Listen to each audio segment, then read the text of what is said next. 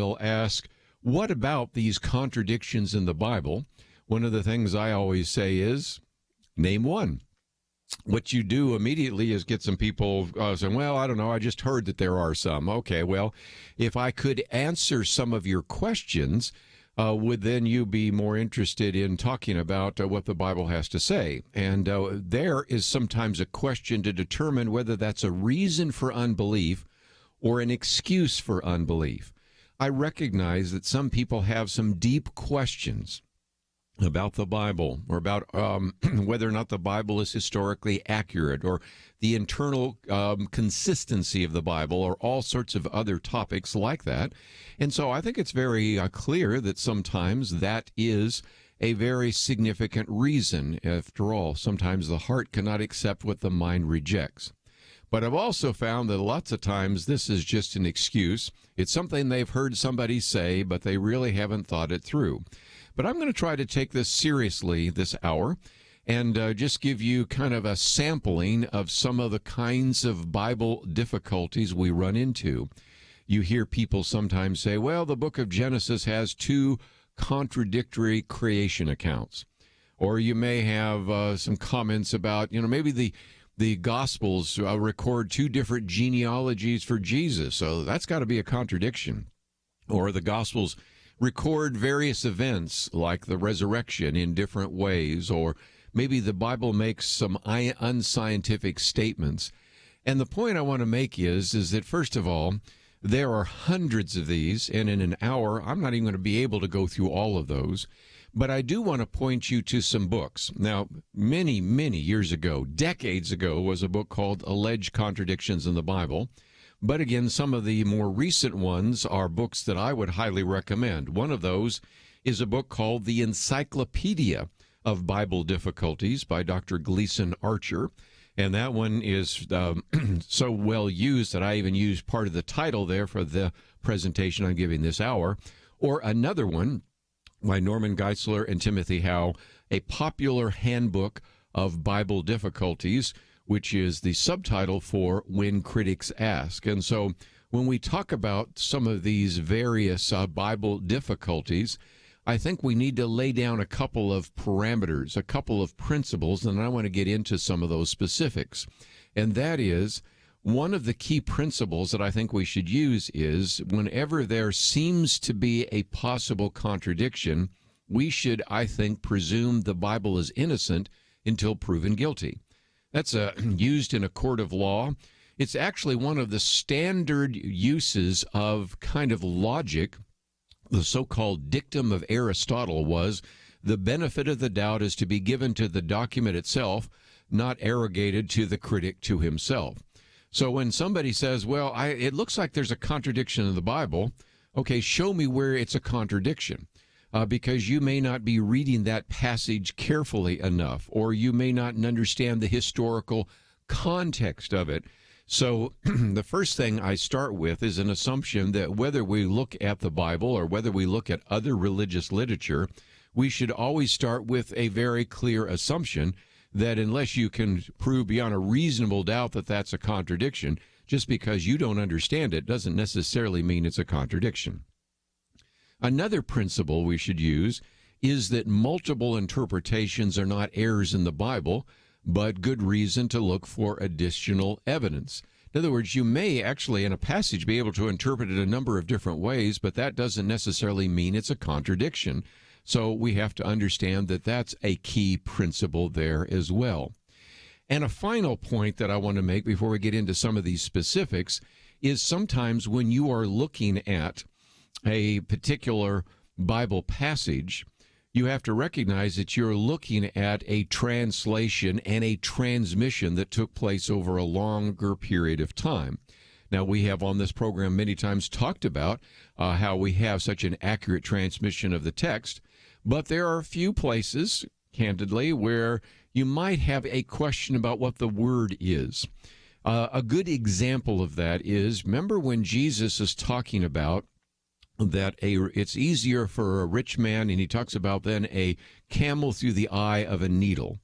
And so a lot of people have said, well, what is that? Well, I think really what Jesus was using there when he's talking about a rich man in heaven and a camel through the eye of the needle is he's taking kind of the biggest thing anybody had ever seen in the Middle East, which is a camel, and the smallest thing that they could imagine, because they don't have microscopes, an eye of a needle. And just talking about that makes sense. Some people have suggested maybe because you have a gate in Jerusalem called the Needle's Eye, and a camel could not pass through without kneeling or unloading baggage. Maybe that's the case. But there have been some people that have pointed out that, interestingly enough, the word for rope is camelos, and the word for camel is camelos. And so even though the oldest manuscripts say camel, later on we do see some that say rope. I think that's because as they were translating that, or maybe somebody was actually saying the word, someone misinterpreted it and confused it. But the point I'm making is whether it's camel through an eye of a needle or rope through an eye of a needle, I think it is camel. I think there's all sorts of reason to believe that that's what Jesus said. Does it change doctrine in any significant way? Is it even worth bringing up? And I bring it up just to illustrate that sometimes people have a real problem because we have different translations, but that doesn't question whether or not we have contradictions in the Bible. It just simply recognizes we have different interpretations and different translations, but that does not in any way impugn the authority and the reliability of the Bible. So when we come back from the break, I want to look at 5 different categories of Bible difficulties. The first will be historical problems, and that relates very much to one of the booklets we have on archaeology. Do we have archaeological evidence that confirms the Bible? And sometimes people have pointed to examples that seem to be maybe a contradiction. Your Bible says that there was this particular group or tribe, but we don't have any archaeological evidence. That might have been a good argument in the 19th century. It's not a very good argument in the 21st century because of all the archaeological finds. But the first are historical problems. The second, where we'll spend most of our time, are on what I call textual problems. One passage of Scripture seems to say one thing, another passage seems to say something very different. So what about these contradictions in the Bible? Then at the end, we'll look at 3 others, scientific problems. Are there some places where the Bible makes statements that are scientifically inaccurate? Doctrinal problems, where the Bible seems to teach 2 different contradictory doctrines. And then moral problems, is the Bible calling for us to do something that is immoral? And so we'll go through all 5 in short order, but we need to take a break, and when we come back, we'll focus our time and attention on these Bible difficulties. Stay tuned.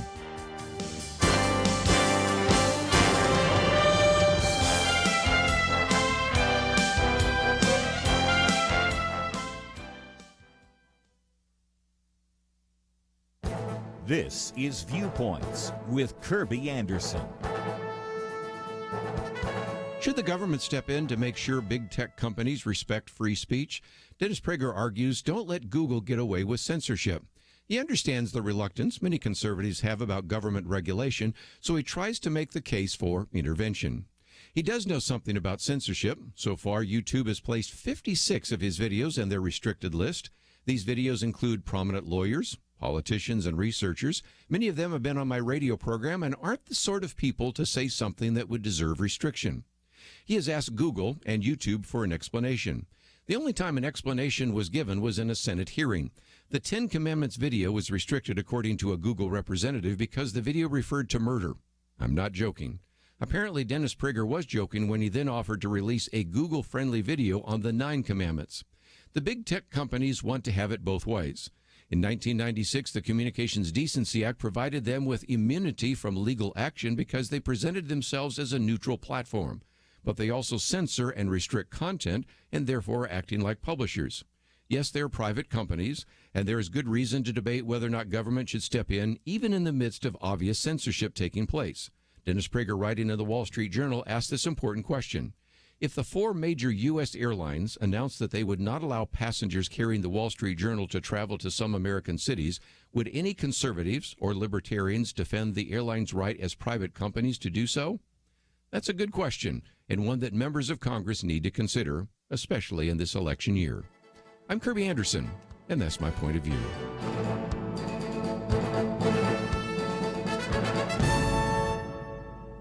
From Affirm Films and the Kendrick Brothers, Overcomer, starring Alex Kendrick and Priscilla Shire, rated PG, in theaters August 23rd. Overcomermovie.com.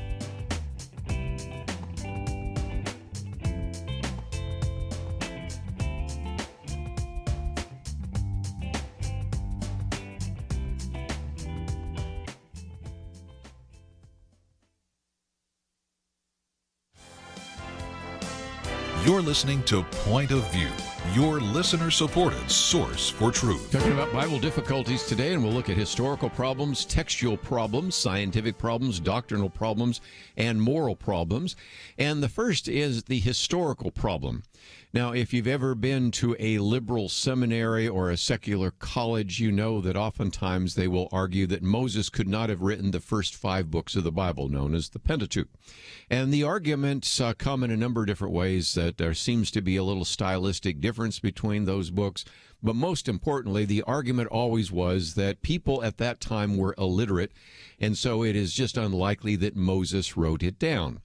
My quick answer to that in the past has been, have you ever seen the Code of Hammurabi, which was actually discovered and shows that people were writing things down as late as 1728 BC? But here's a good example of where our new little booklet on archaeology helps us out, because they've now found a limestone tablet in Egypt, interesting enough, along the bank of the Nile, in a Semitic language. And it illustrates only so well that during that same period of time, we have other people that were writing in a Semitic script, and fits very well with what you read in Exodus 24:4 that says Moses wrote down everything the Lord had said. So one of the so-called historic problems, I think, is solved by looking at archaeology, and certainly some of the best evidence has come in just in the last couple of years. Another one that I think is more historical, but it's helpful to remember, is one of the great criticisms during the Enlightenment in the 18th and especially the 19th century was this. The Old Testament talks about the Hittites, and yet there was no archaeological evidence for a Hittite nation. They're mentioned many times in the Old Testament, and yet this was seen by skeptics of the Bible as either a tremendous error, a historical error, or maybe there was a small, insignificant tribe that were called the Hittites, but this was an incredible embellishment. And as a matter of fact, interestingly enough, if you look at the American Society of Archaeology, in 1901, they claimed that the biblical account of the Hittites was false. They should have waited a few years, because excavations in 1906 at a location about 90 miles to the east of Ankara, Turkey, uncovered the capital of the Hittite nation.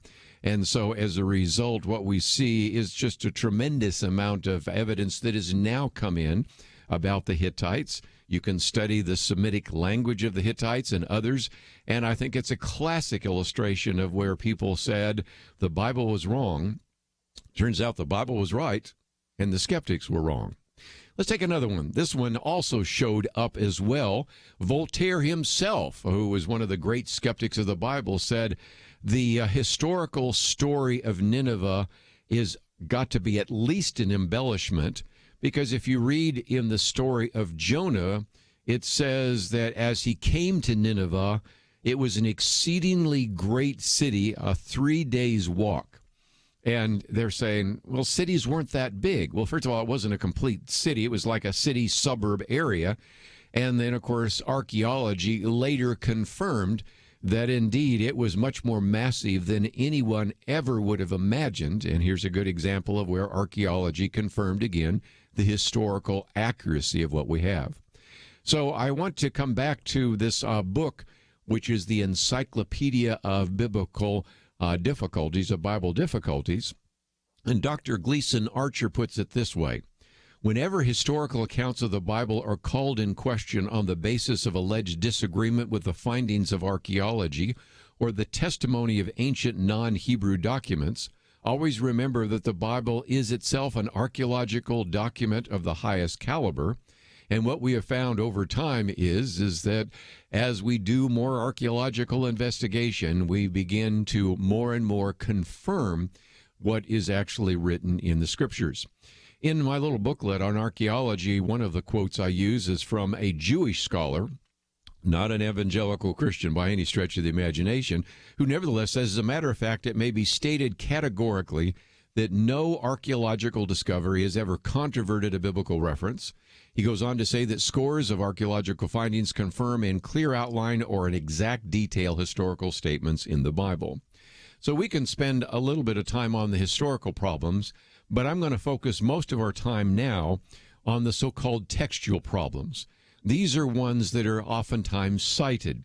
Now, there are probably hundreds of those, although as I've gone back and looked, some of them are easily resolved if you just read the supposed context and contradiction in context. You'll figure out very quickly how to resolve that.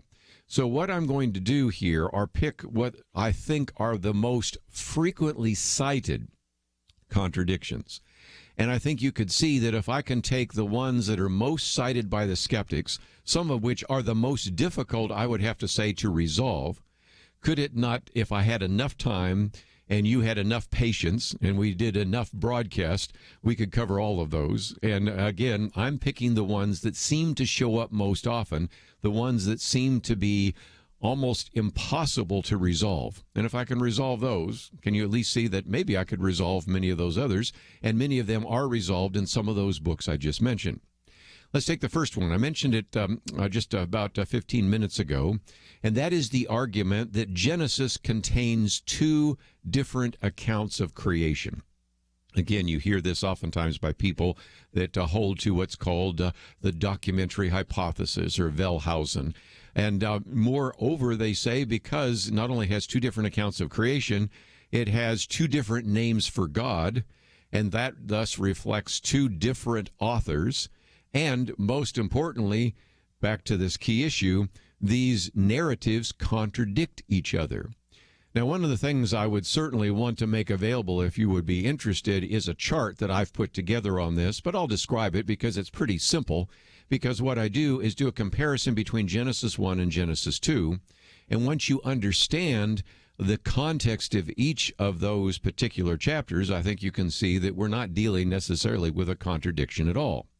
Genesis 1 is chronological. It's obviously chronological because it says in the first day, evening and morning, second day. So it goes 1, 2, 3, 4, 5, 6, and a seventh day of rest. So it's very obviously chronological.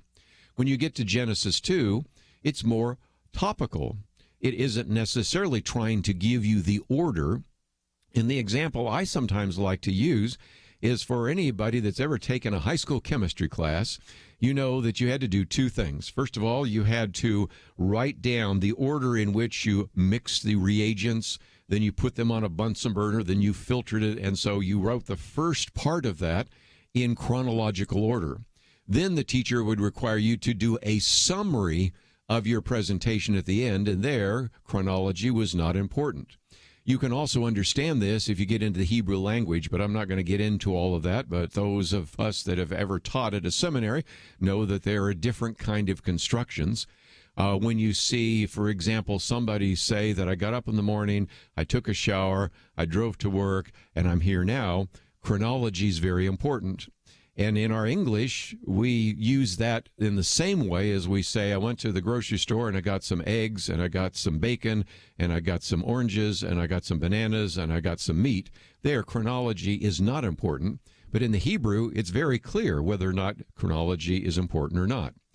The second is obviously Genesis 1 is giving you the broad outline of the creation of the cosmos and ultimately the creation of Adam and Eve. When you get to Genesis 2, the focus is almost exclusively on the creation of Adam and Eve and brings that out in more detail. So you can see in Genesis 1, sequence is important. In Genesis 2, sequence is relatively irrelevant. Okay, that leaves one more issue. What about the different names? Well, the name for God used in the Old Testament in Genesis 1 is Elohim, which is kind of the cultural name for God. But in Genesis 2, it uses the name of God, Yahweh, which is the personal name of God. The first one looks at the cosmos, the culture. The second one looks at Adam and Eve created in God's image and a personal relationship with them. I think you can very quickly resolve some of those so-called contradictions between Genesis 1 and Genesis 2. Let's take another one real quickly. The various genealogies for Jesus, because Matthew actually gives a different genealogy than Luke. But interesting enough, Matthew was written for the Jews, so it gives the genealogy to Joseph. Luke actually is the one that talks about the conception and birth of Mary, and so it gives us the genealogy of Mary.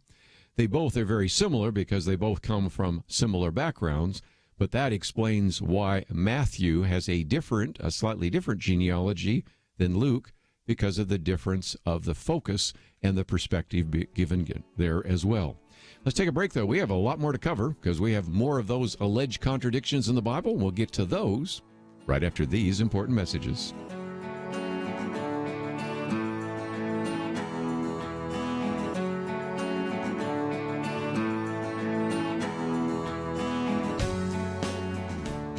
Point of View is committed to spreading the truth, oftentimes a truth that those in political power don't like getting heard. But the only way it can be heard is if our teams stand strong together, if you do what you can to support the Point of View Truth Team. It's having an impact, as we heard recently from U.S. Representative Louis Gohmert. Everywhere I go, I hear people that you have influenced, that Point of View has affected. You have made such a difference, and you rely on people to contribute, and if they don't contribute, then that truth does not get heard. Help Point of View make a difference. Pray and consider what level is right for you. $30, $65, $100 a month, or even more. Please do what you can. 1-800-347-5151, or visit online, pointofview.net. Look near the top right for the link that says Become a Monthly Partner. Join the Truth Team, 800-347-5151, and pointofview.net. Point of View will continue after this.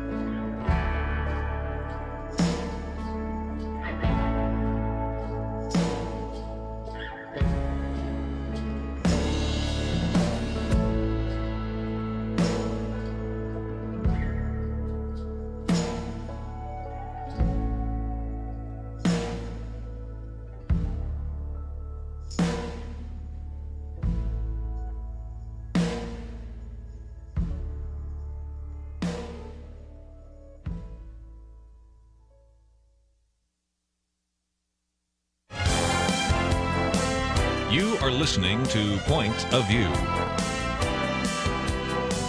The opinions expressed on Point of View do not necessarily reflect the views of the management or staff of this station. And now, here again is Kerby Anderson. Continue our conversation today as we talk about Bible difficulties, and we've gone through a couple of those so-called alleged contradictions in the Bible, tried to resolve some of those, and I now come to another principle we need to apply before we begin to look at some of these supposed contradictions and Bible difficulties. And the principle is very simple. A partial report is not a false report. Now, even before we look at the Bible, we recognize that if you are doing an investigation of an auto accident or a crime, and you talk to every one of the witnesses and they say the exact same thing, that tells you that there has been some kind of collaboration. Everybody's kind of trying to have the same story because you expect that, let's take somebody that's seen, maybe two or three people have seen an auto accident. One person might say, well, I saw this Ford truck, which was blue, hit this white Toyota. You'd have another one say, I saw this dark truck hit this white car that I'm not sure what it was. You might have somebody else say, I saw a blue truck and it hit this white Toyota. And you go, well, those aren't contradictory. It's just each one of those individuals remembers different aspects of that, but just because they were slightly divergent views, they are partial reports, they're not a false report.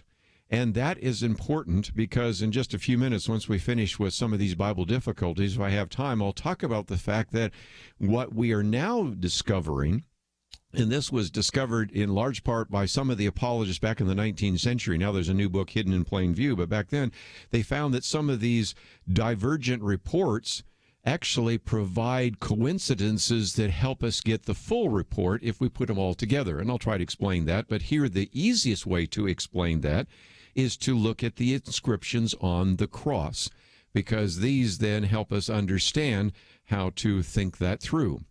If you read the Gospel of Matthew, it says what was on the cross, this is Jesus, King of the Jews. If you read the Gospel of Mark, it just says the King of the Jews. If you look at Luke, he says this is the King of the Jews. And John adds Jesus of Nazareth, the King of the Jews.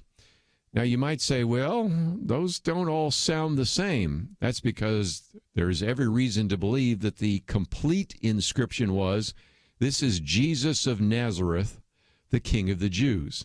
And once you look at that, you can see that each one of them have parts of the full, and each one of the partial parts put together the entire inscription. And nobody was trying to give you every word that was on the inscription, but once you understand that, you can see this very valuable principle that a partial report is not a false report. Now, let's go one step further. Divergent accounts aren't necessarily false accounts either, because they may focus on different aspects of that. And the best example of that would be the denial of Peter. Because if you read in Mark 14, it says that before a cock crows twice, Peter would deny the Lord. But however, if you read in Matthew 26 and Luke 22, it simply says before the cock would crow, Peter would deny the Lord 3 times. Now, there's a couple of ways to resolve that, one of which is to simply say the reporting of cock crow twice doesn't really hurt that idea that the cock would crow. So even there, you don't really have a really truly divergent and contradictory account. You just have a different account. I also think that the concept here is a little broader, because one of the things that many people have said to even deal with this more accurately is the phrase cock crows was kind of an idea. It was kind of an illustration, a sort of a metaphor. You know, and you say, we'll use these today. Somebody says before the dawn breaks. We don't mean the dawn literally breaks. We just mean before sunrise. And so it could be that actually all that was being said there is that before the dawn broke or before the cock crowed, that is actually when Peter would deny Jesus 3 times. So even though you have what looks like a divergent account, it's certainly a possibility that it's a proverbial expression meaning nothing more than early morning. Which now leads us to one that is used so often, and it shows up most all the time when people talk about the contradictions in the Bible, and it shows up oftentimes even in various skeptic websites. I've seen it in interviews. I mean, this one always shows up, and that is this. How many angels at the tomb? But again, confusing fallible interpretations with God's infallible revelation is the issue here, and the key issue is this. If you look at Matthew and Mark, they mention only one angel at the tomb of Jesus. Luke and John refer to two angels at the tomb. Now, first of all, there's a simple way to respond to that and simply say Matthew and Mark don't say there was only one. They just say there was an angel. That could be an angel standing next to an angel, and they only talked about one angel. So that's one possibility. I think the easier answer, and one that Kay Arthur and all sorts of other people have used over the years, is that when you look at Matthew and Mark, they're describing a different event than the one that Luke and John are describing. And once you realize that we're talking about two different groups of women at the tomb, I think the discrepancy completely clears up at that point. Which brings me to one of the other ones that are cited most often, and may be the most difficult one to resolve, and that is the death of Judas. Because in Matthew 27, it says that Judas went out and hung himself. And we see that, of course, very clearly. But in Acts 1, as Luke is writing about the establishment of the church, it says Judas fell and burst asunder. I won't go into any more details than that, but you can kind of understand what that is the case. And so how do we deal with that? Because one says he hung himself, the other says he was crushed out on the rocks and burst asunder. I think the simple answer to that, and one that many have proposed over the years, is that Judas went out there and hung himself on a precipice over the valley of Hinnom. Matter of fact, in my little presentation, I've got a picture of what that probably could have looked like at the time. And so he hung himself, and so he died because he hung himself. Then, somehow, either over time or fairly quickly, the rope gave away, or his body began to rot, or the branch broke, and then his body fell, and then he was mangled, as is described in the book of Acts. So Matthew tells you how he died. Luke, in the book of Acts, tells you the rest of the story. And I would admit that that is perhaps one of the most difficult ones, but I think it is a good example, actually a very good example of how what seems to be contradictory could be resolved fairly easily, since one is describing his death, the other is describing what happened to him after he died. Before we take a break, let me get on to some others, because we've only looked at 2 of the 5 principles here. And one of the others is there have been all sorts of claims over the years that the Bible makes unscientific statements. One of those has to do with the mustard seed, and that is the charge is that when Jesus says the mustard seed is the smaller than all other seeds in Matthew 13, Jesus was not making a scientifically accurate statement. Because, after all, we do know there are a few other seeds that are actually even smaller than the mustard seed. Matter of fact, I have in my possession mustard seeds that I've collected from Israel, and they're very small. They're very small little pebbles, but that doesn't necessarily mean that that's a scientifically inaccurate statement, because, again, using our friend Gleason Archer, he simply said, no one has yet proved that ancient Palestinians planted anything that bore a smaller seed than that of the black mustard. And so my argument is that, you're asking Jesus to make a statement that Jesus didn't need to make. It would be silly for him to say, now, you've never seen an orchid, but there's an orchid seed that's even smaller than a mustard seed, and that is what faith is. I mean, that would just be silly. And so I think this is a good example of people sometimes trying to make the Bible say something scientifically that really is not appropriate, and a good example of some of the kinds of scientific problems that we've run into. We come back from a break, I'll talk about one or two other scientific, doctrinal, and moral problems, because some of those surface as well. But I think as long as we are willing to give to the document, in this case the Bible, the benefit of the doubt, I think that one is easily resolved. We come back, though, we'll get into a few of these other issues. What about some of the scientific problems? Are there some doctrinal problems that seem to be involved, and even some moral problems? And at the end, just some final comments about some of these Bible difficulties and the reason for us as Christians to trust the Scriptures because of the historical accuracy that we find, and to address some of these potential problems or difficulties and to resolve them in a way that, at least for a fair-minded person, would be enough. Let's take a break. We have a lot more to cover, and we will do so right after this.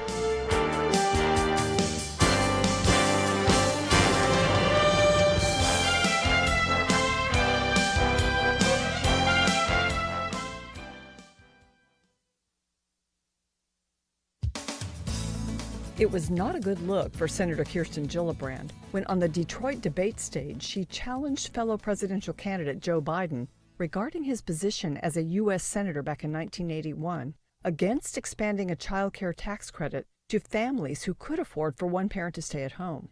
Senator Gillibrand's ammunition was an opinion piece he wrote for the Daily Times of Salisbury, Maryland, 38 years ago. "I do not believe," wrote then Senator Biden, "that the federal government should be a party to a system which encourages couples to place their children in daycare centers in order to acquire material possessions that go far beyond any family basic necessities." To be clear, Mr. Biden was concerned that wealthier families should not get government assistance for child care. He argued that point on the Senate floor and was the sole vote against expanding a proposed child care tax credit to benefit couples making more than $30,000 per year, $88,000 in today's dollars. Senator Gillibrand pointed out to Vice President Biden that she had given birth while serving in the House and wanted to know, "Am I, serving in Congress, resulting in the deterioration of the family because I had access to quality, affordable daycare?" Over the past 40 years, Congress has made the tax code more generous to working parents, and more two-parent households are two-income households today. As a presidential candidate, Mr. Biden now says every parent needing daycare should receive an $8,000 tax credit to help with the cost. Joe Biden was actually right back in the 80s when he warned of a cancer of materialism that was eating away at the family. It's gotten much worse. Psychoanalyst Erica Commissar is author of Being There, Why Prioritizing Motherhood in the First 3 Years Matters. In a recent Wall Street Journal piece, she correctly insists that the young Joe Biden was right. For Point of View, I'm Penna Dexter.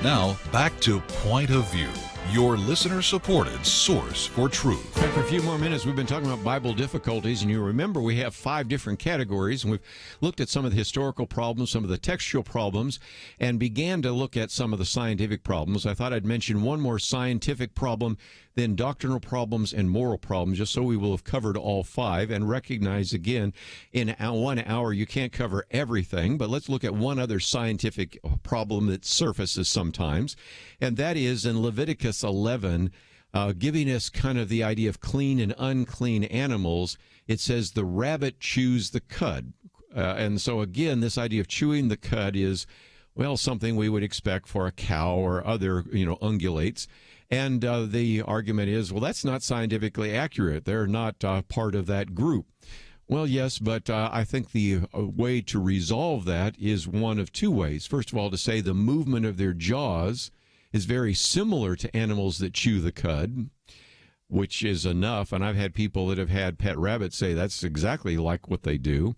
But I think it's also very possible, in light of some of the animals that were there in the Middle East, that there really was referring to another animal that actually does do that. But nevertheless, I think that, again, this is asking for a level of scientific specificity that is not something we would even have to expect from the Bible.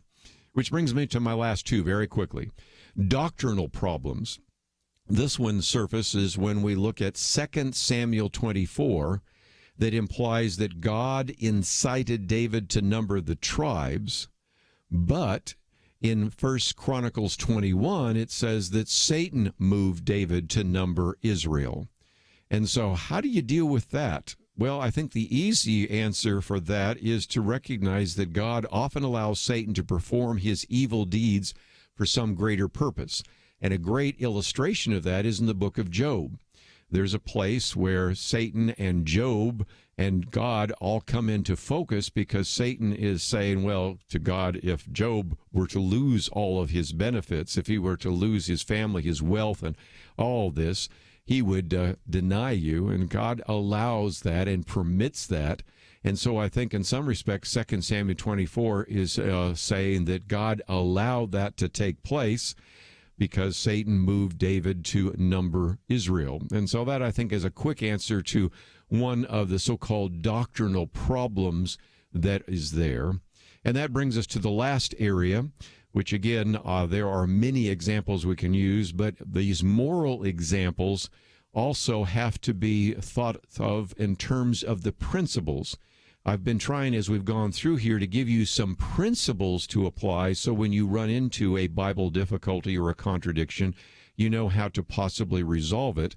And one of the key principles to use when we talk about alleged moral problems in the Bible is that the Bible does not always approve of all that it records. The Bible records of individuals that have committed murder and adultery and have been deceptive. But just because the Bible records that doesn't mean that the Bible approves of that.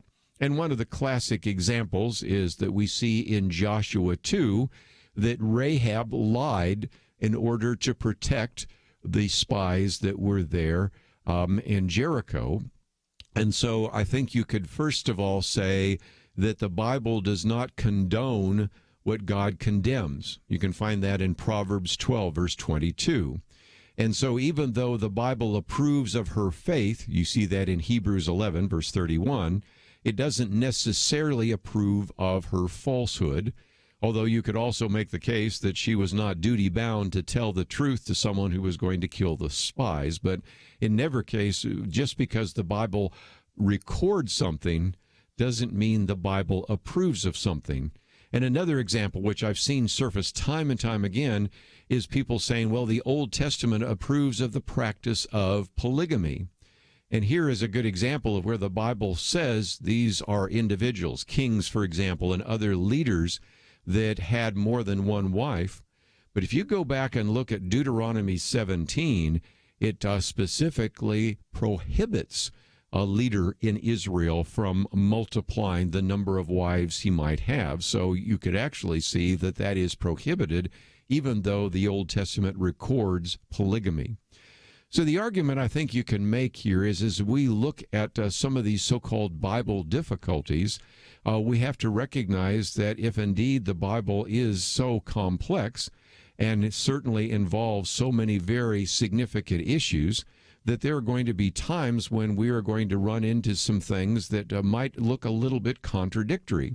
And so one of the things that R.A. Torrey said in one of his books is, if someone were to hand me a book that was as simple to me as the multiplication table and say, this is the Word of God, he said, I would shake my head and say, I cannot believe it. That is too easy to be a perfect revelation of infinite wisdom.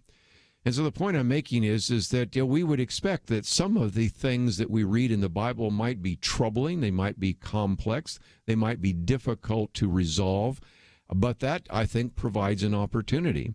William Lane Craig's been on this program before in which he said, if you find a problem in the Bible, I would recommend that you then take the time to go and research it, because once you find an answer, I think this would be a real encouragement to your faith. So when you run into some of these contradictions, sometimes it's really helpful to then say, well, it's probably resolvable, and what have other people written about this particular issue? But I also want to mention one other that has surfaced just in the last couple of years here at Point of View, and that is we've had Tim McGrew on the program, and more recently also his wife Lydia McGrew. And actually, he first began to write about this, but when it came time to write the book, he let his wife write the book. It's called Hidden in Plain View.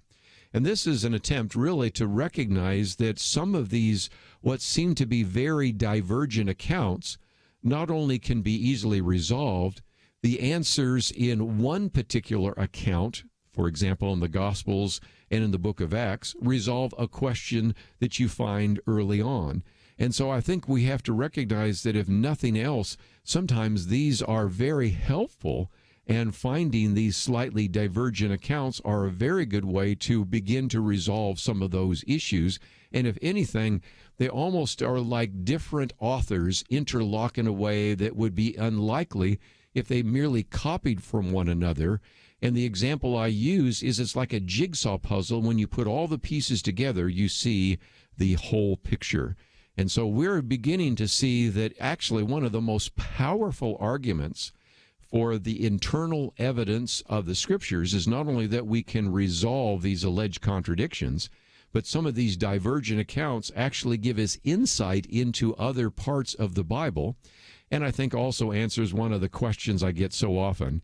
If the Bible's so important, why do we have 4 different authors? Because they had different desires to try to communicate this truth to those individuals. You've already heard me talk about how Matthew was really writing to a Jewish audience, and so as a result talks about the genealogy of Joseph. Luke instead is talking about the birth, well, first the conception and birth of Jesus, and focuses more on Mary and those kinds of stories. And so each one of these come together in a very significant way. If you find yourself saying, I'd like some more information, we're going to continue producing booklets. One of the ones I've been mentioning is this one right here that I have on the screen, and it is on archaeology, a biblical view of archaeology. And I wrote it because not only do we have evidence from Old Testament archaeology and New Testament archaeology, but this last year or two, we've had some recent archaeological discoveries which have also provided further confirmation of the things we've been talking about today. Bible difficulties. There are more than we could possibly cover in an hour, but I've covered the most difficult ones, and hopefully I've resolved those to your satisfaction. If not, I encourage you to read more about that. And that's what we've been talking about today, right here on Point of View.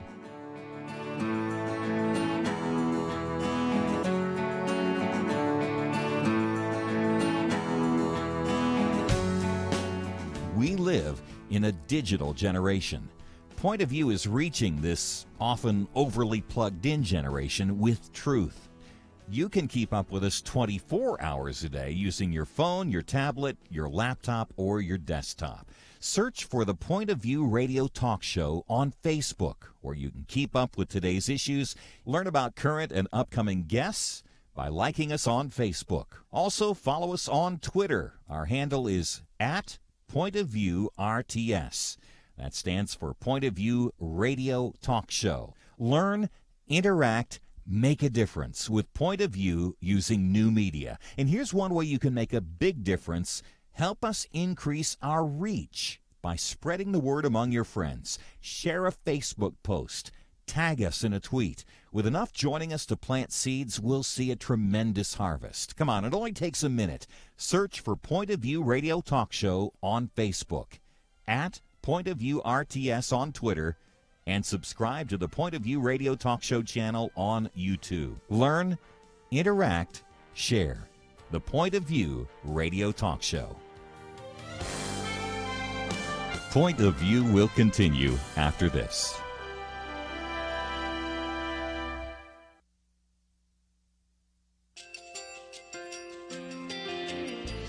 I just want to thank you so much for all the wonderful programming you have.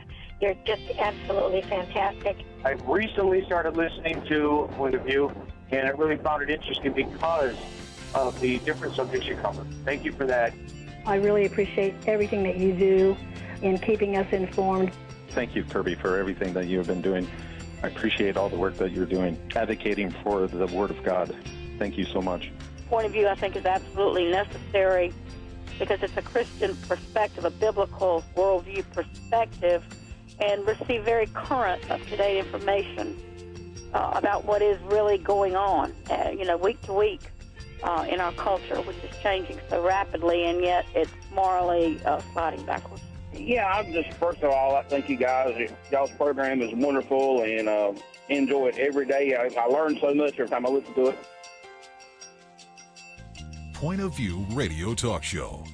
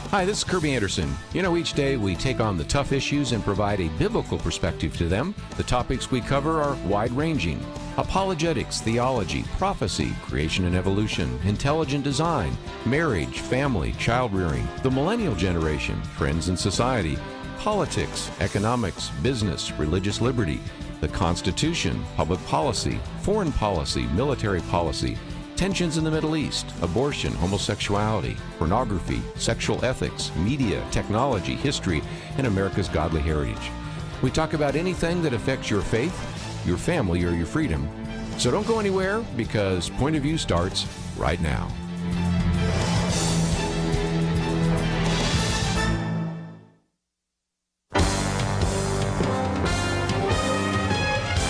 Across America, live. This is Point of View.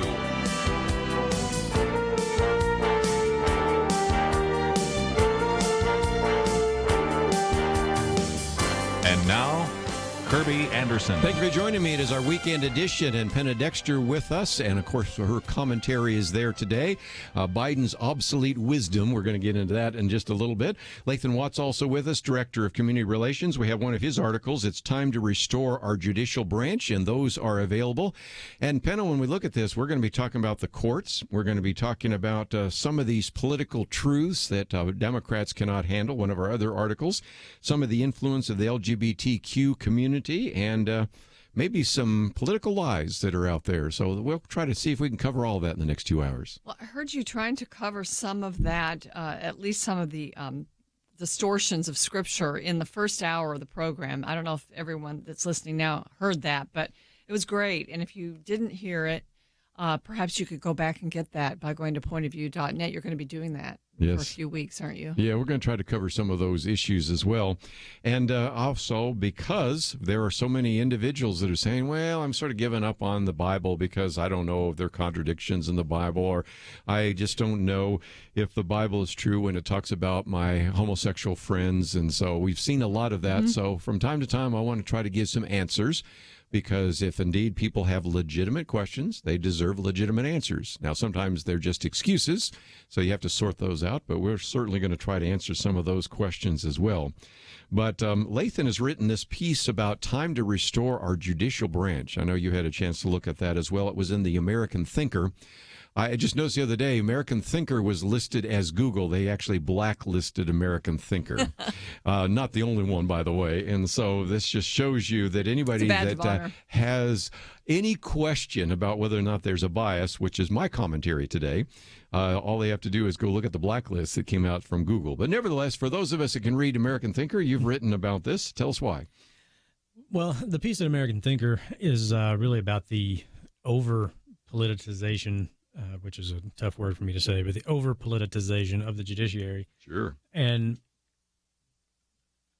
it sort of goes back and looks at, number one, it's not a new trend, so we shouldn't get so worried like things are worse now than they ever have been. In fact, one of the very first cases at the Supreme Court, one of the most important cases where they established their role as a judicial review, Marbury versus Madison, started as a dispute over judicial appointments. Yes.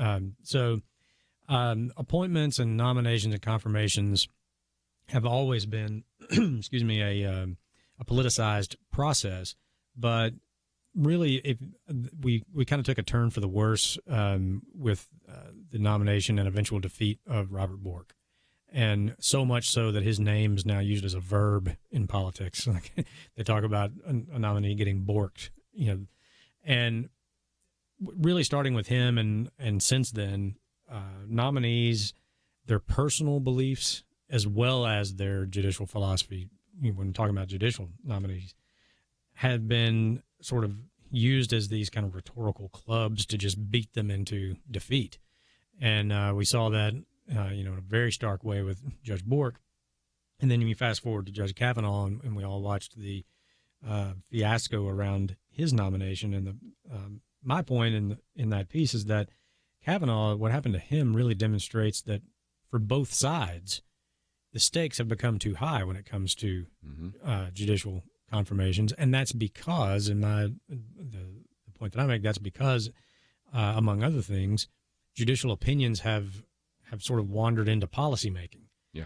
And that's not a new phenomenon either, but it is a dangerous one, and it's one that needs to stop. And because the executive branch and the legislative branch have ceded, in my opinion, too much ground to the judicial into this policymaking arena, it's as sure as night follows day. Well, then the judiciary is going to become more politicized. And the reason the founders wrote into the Constitution, and these federal judges are appointed for life and never face the voting public, is because they're not supposed to be influenced by politics or the popularity of a certain issues that is in front of them. Policymaking belongs in the legislative and executive branch, and because it is there, they are accountable to the voters via the ballot box. You want the judicial branch to be the politically neutral arbiter, say what the law is, not what it should be. The umpires. Exactly. Yeah. And if the will of the people expressed through the legislature and then signed into law by the executive is not in line with the Constitution, it is the judiciary branch's job to say so, and not to try to twist whatever, to read something into it that's not there and sort of make it constitutional or uphold it as such because it's so politically popular. Their job is to say whether or not it comports with the Constitution. And if it doesn't, the people have the ability to either send people to Congress or an executive, amend the law, try it again, or in really, really important cases, amend the Constitution if that's what there's a process in place. But too many people along all points on the political spectrum have started to look at the judiciary as this sort of super legislature or mini legislature to get it right, quote unquote, when the elected legislature gets it wrong or the executive gets it wrong. So, Lathan, what about, I've always looked at it that the left sees the court as as a tool for policymaking.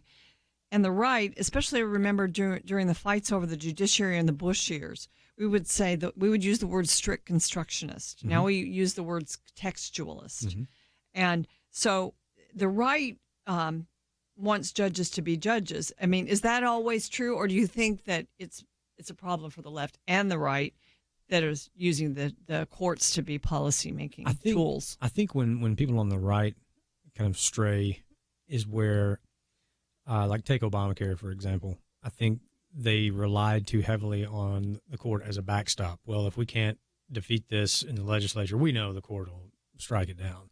Well, surprise. How'd that work out? Exactly. Yeah. And so I think the right sometimes does put a little too much emphasis on the court as the killer of all bad ideas, when the proper venue to have killed that would have been in the legislature. And I think in the campaign finance reform fights, that was the case too. Yes. Some of them did not want to stand up against that kind of reform, and yet the courts did. Yeah. And, the other day we had Michael Ferris on, and, of course, they're going to have a case going before the Supreme Court about what the word sex means. And back in the 1960s, I think we knew it meant male, female. But first the Obama administration, then some of the courts, I think it was the Sixth Circuit Court, said, no, that means sexual orientation, transgender. I don't think so. And that gets to when we talk about judges and their judicial philosophy.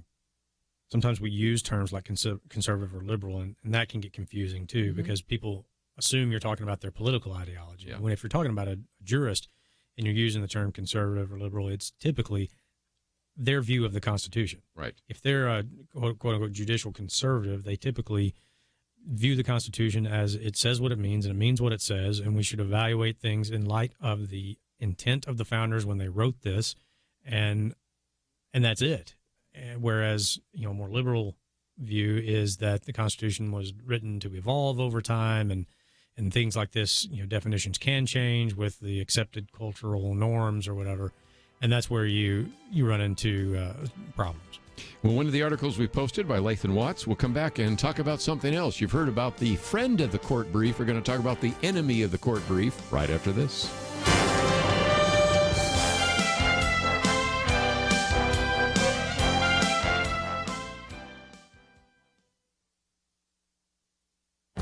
This is Viewpoints with Kerby Anderson. Should the government step in to make sure big tech companies respect free speech? Dennis Prager argues, don't let Google get away with censorship. He understands the reluctance many conservatives have about government regulation, so he tries to make the case for intervention. He does know something about censorship. So far, YouTube has placed 56 of his videos in their restricted list. These videos include prominent lawyers, politicians, and researchers. Many of them have been on my radio program and aren't the sort of people to say something that would deserve restriction. He has asked Google and YouTube for an explanation. The only time an explanation was given was in a Senate hearing. The 10 Commandments video was restricted, according to a Google representative, because the video referred to murder. I'm not joking.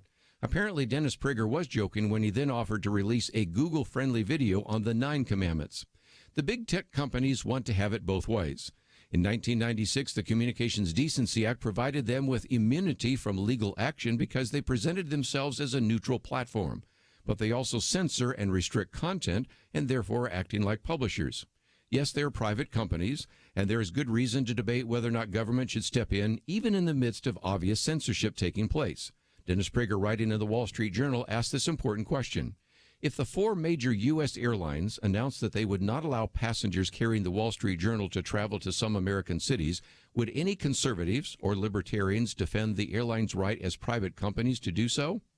That's a good question, and one that members of Congress need to consider, especially in this election year. I'm Kerby Anderson, and that's my point of view.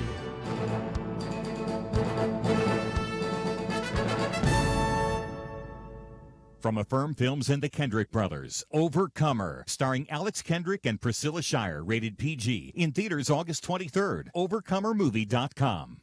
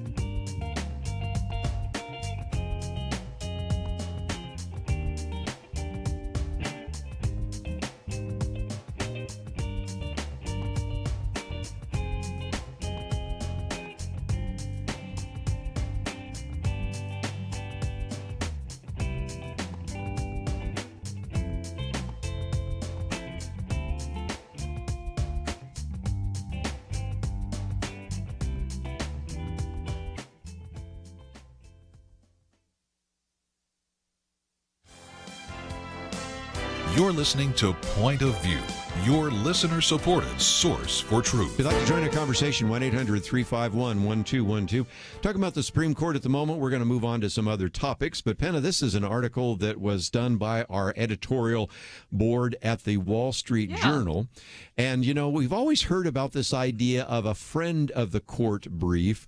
I love how they entitled it The Enemy of the Court Brief, because I think we're starting to see some real, not so veiled threats from senators. Tell us more. Well, there are 5 progressives in the Senate that are basically being pretty vocal about this. Mm-hmm. And, you know, they're not happy with the composition of the court now for the reasons that we discussed and that are in Lathan's article, because they're not able to get their way on certain policies now because we've got so many people that are more of the textualist, Clarence Thomas type judge, which is good.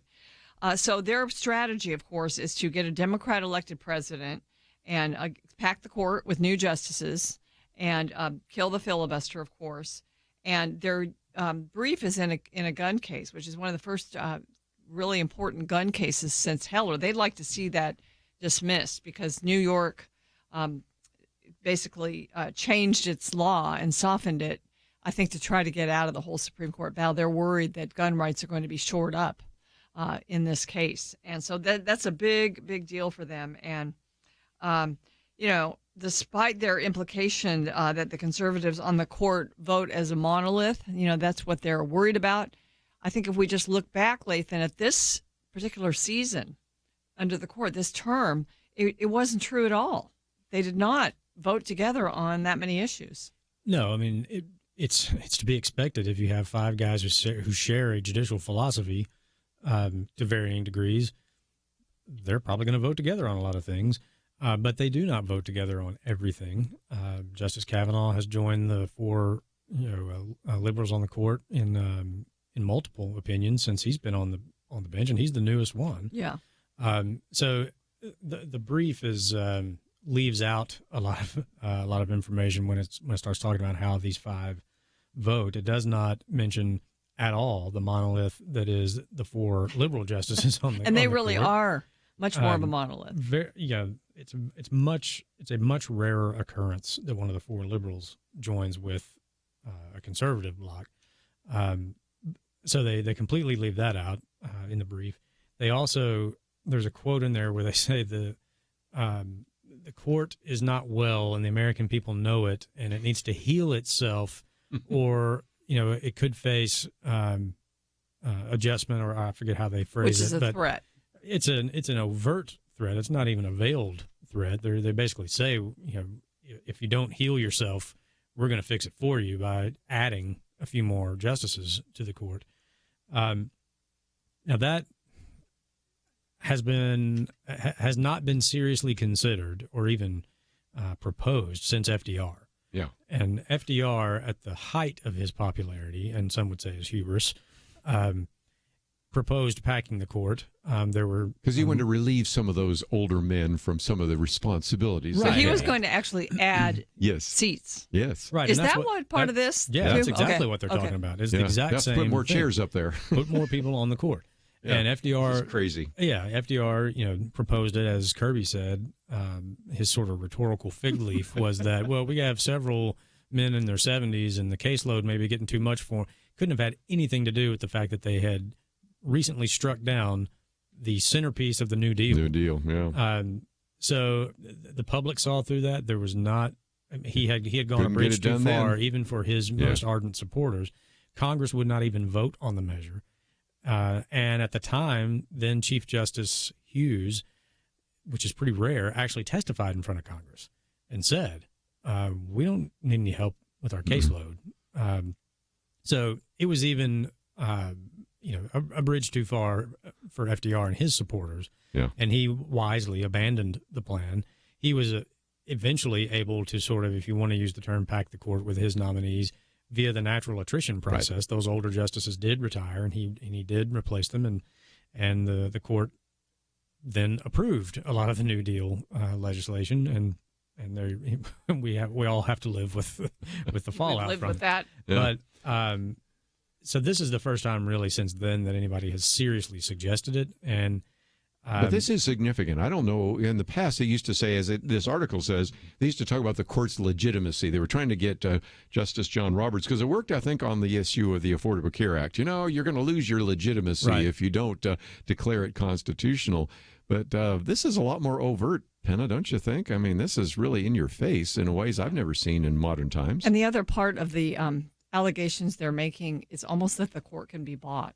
Yeah. And they're talking about organizations giving money. And you do have, of course, campaigns on both sides to get people confirmed. You do have that kind of PR going on, but it's going on both sides. And if there's nothing, it's speech. It's free speech. Right. And if you think the court is too political, the answer is not more politics.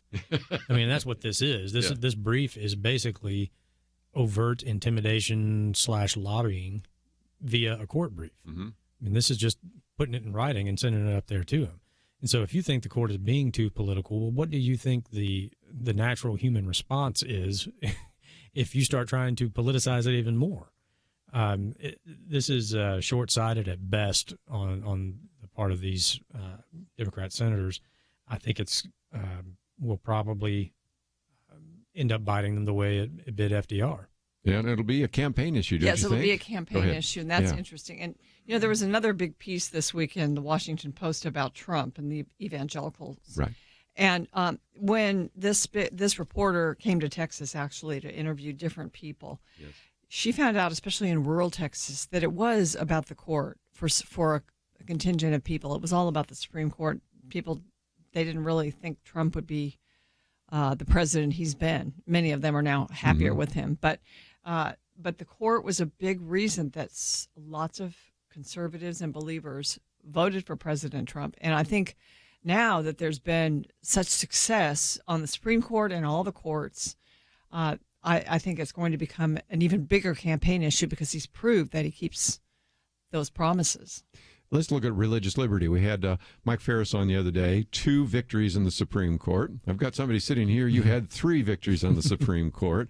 It's hard to imagine any of those 5 or all 5 of those 5 if indeed you did not have a court where you had people like Neil Gorsuch and Brett Kavanaugh, or even some of those in the past. Some of those go back a few years, but still, that illustrates again, if you are concerned about religious liberty, the court is really a big issue, isn't it? It absolutely is. And not just the Supreme Court. The circuit courts of appeal are, I won't say as important because you obviously have one level to appeal from them to the U.S. Supreme Court. But the fact that the court only hears about 1% of the appeals that are filed at the Supreme Court, that means those lower courts, the Circuit Court of Appeals, in most cases, their opinion is the final word on that subject. And President Trump has nominated and been able to get confirmed outstanding jurists at the Circuit Court of Appeals level. He has flipped the Third Circuit from formerly being a majority of justices appointed by liberal presidents to conservatives. He is on the verge of flipping, I think the second is very close. If he gets, I think, one more nominee confirmed there. He's narrowed the margin in the Ninth Circuit, the most liberal court in the country, of conservative judges to liberal judges. He's narrowed the margin there. And these decisions will pay off, in a great way, in addition to those Supreme Court decisions. Obviously, the Supreme Court decisions are big and they get a lot of headlines, as well they should. But those Circuit Court of Appeals decisions, more often than not, end up being the final word. I might just mention, just before we take a break, that let's give accolades to Penna Dexter. The June 14th commentary by Penna Dexter is called Flipping Courts, and we have it on our website.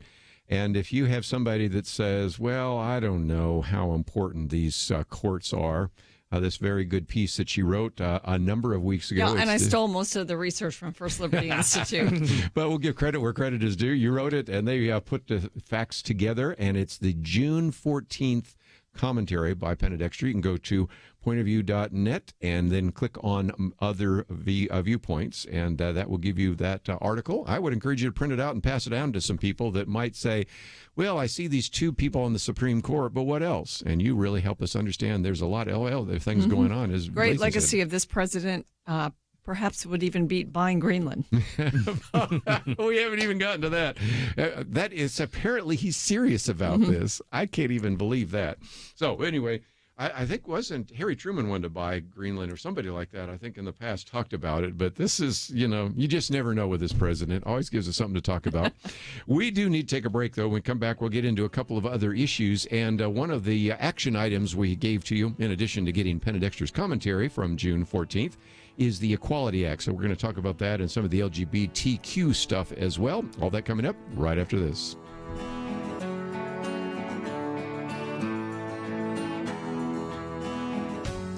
From Affirm Films, Provident Films, and the Kindred Brothers comes Overcomer.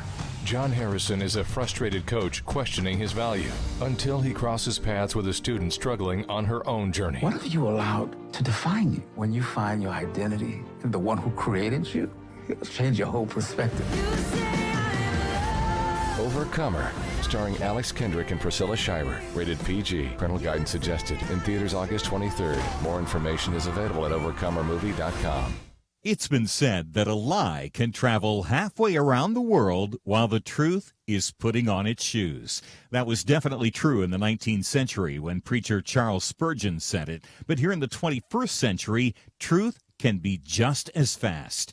Think about it. When Point of View presents the truth, it reaches people across America and around the world instantly. You make that instant truth a reality when you join the Point of View Radio Truth Team. Get all the details now at pointofview.net/team or call 800-347-5151. Pointofview.net/team and 800-347-5151. Point of View will continue after this.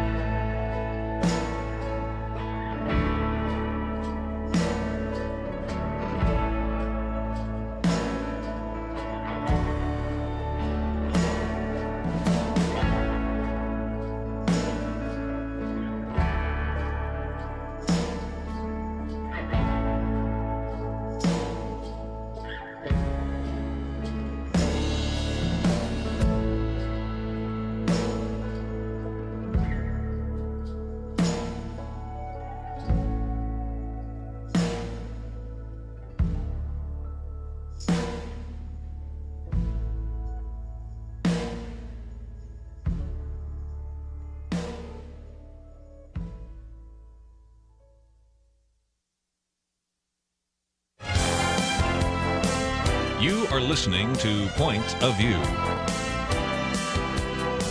The opinions expressed on Point of View do not necessarily reflect the views of the management or staff of this station.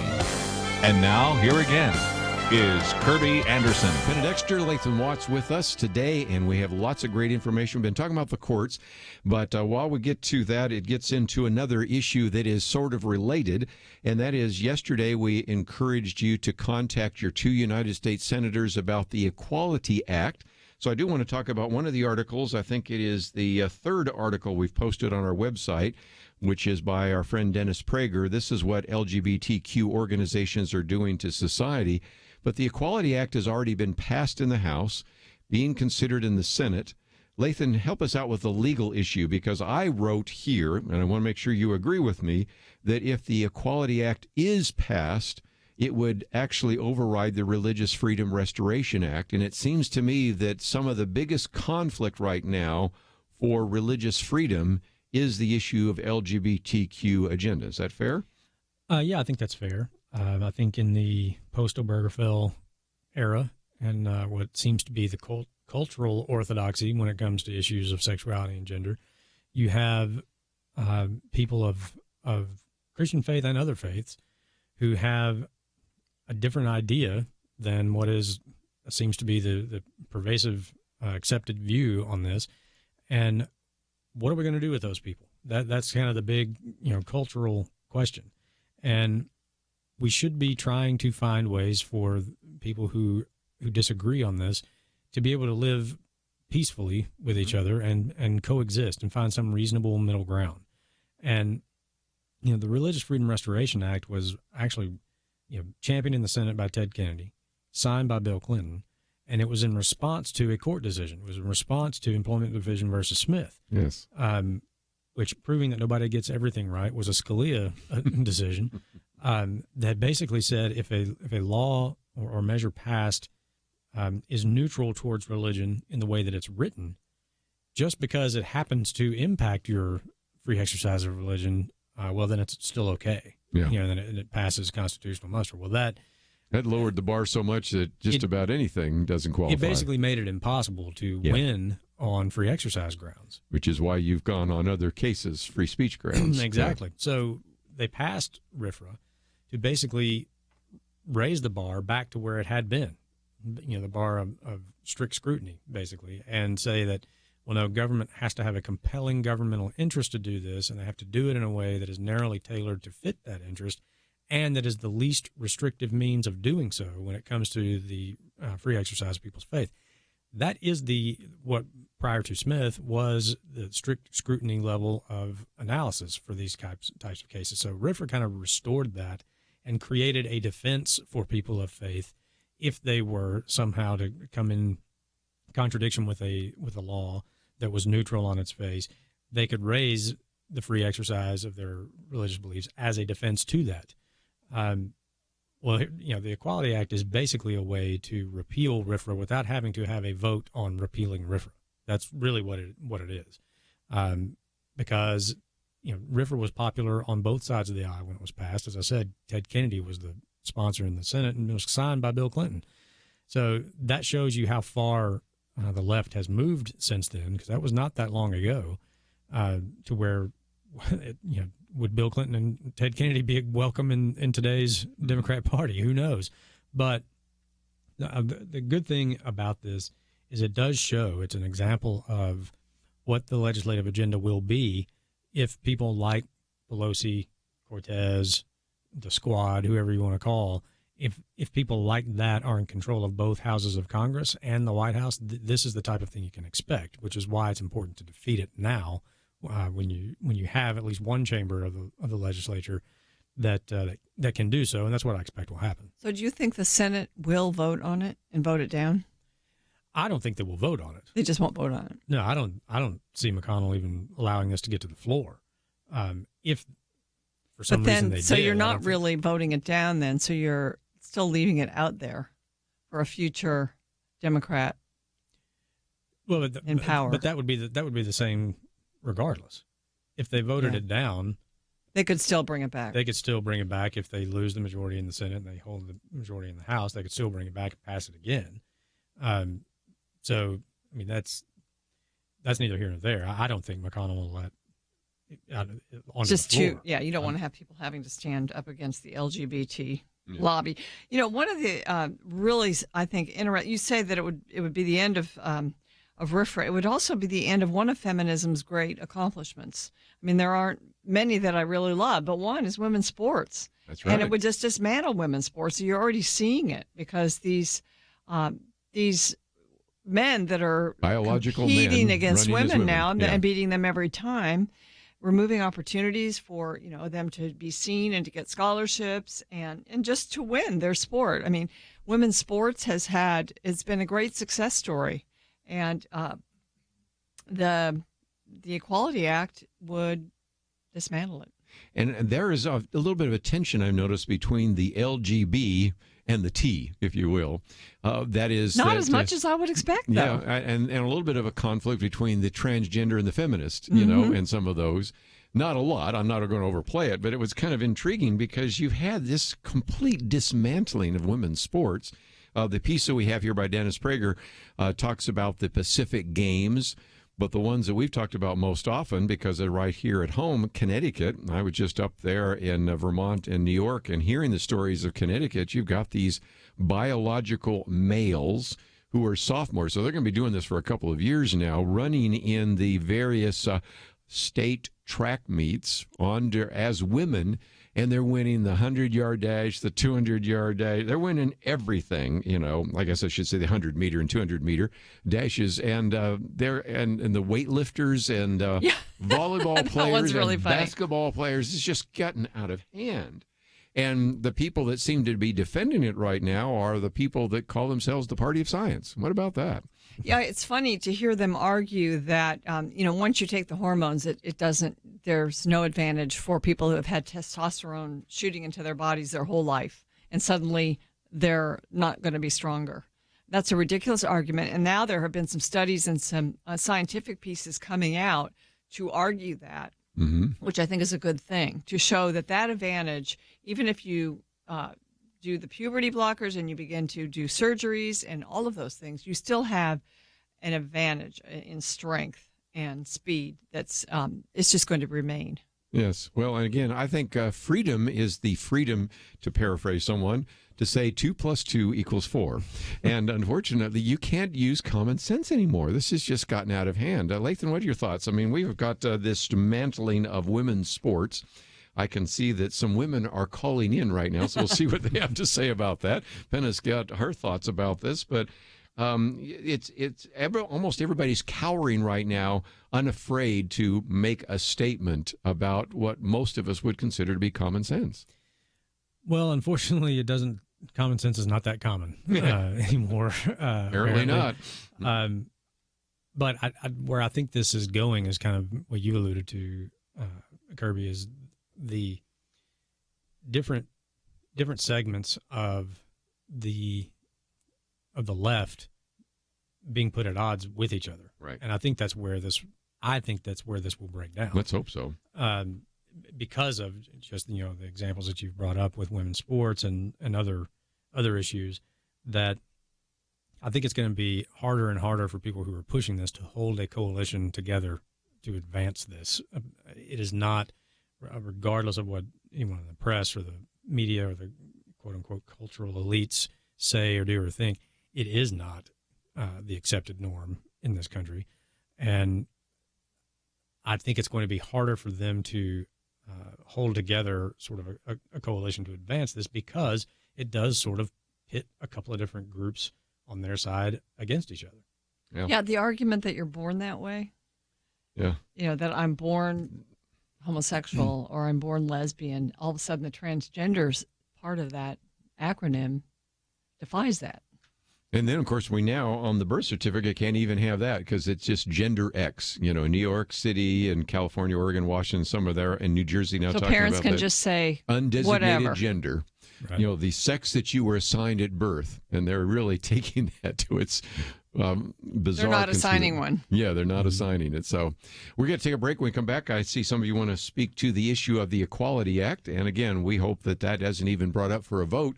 But I still wanted to give you an opportunity to express your opinion to your 2 United States senators, even if they would vote for it. And I think if nothing else, just let them know there are people out there that say, yeah, it sounds like equality, but once we look at the facts, we recognize it's not. And so we've given you that opportunity as we did yesterday, and it's on the website, pointofview.net. Also, when we come back, we're going to take a few of those phone calls. So if you'd like to join us, that number is 1-800-351-1212. Lathan Watts with us, and Penna Dexter will get to her commentary as well, Biden's obsolete wisdom. We've also posted a piece by Lathan, and we have a lot more to cover, but we need to take a break, and we'll do so right after this.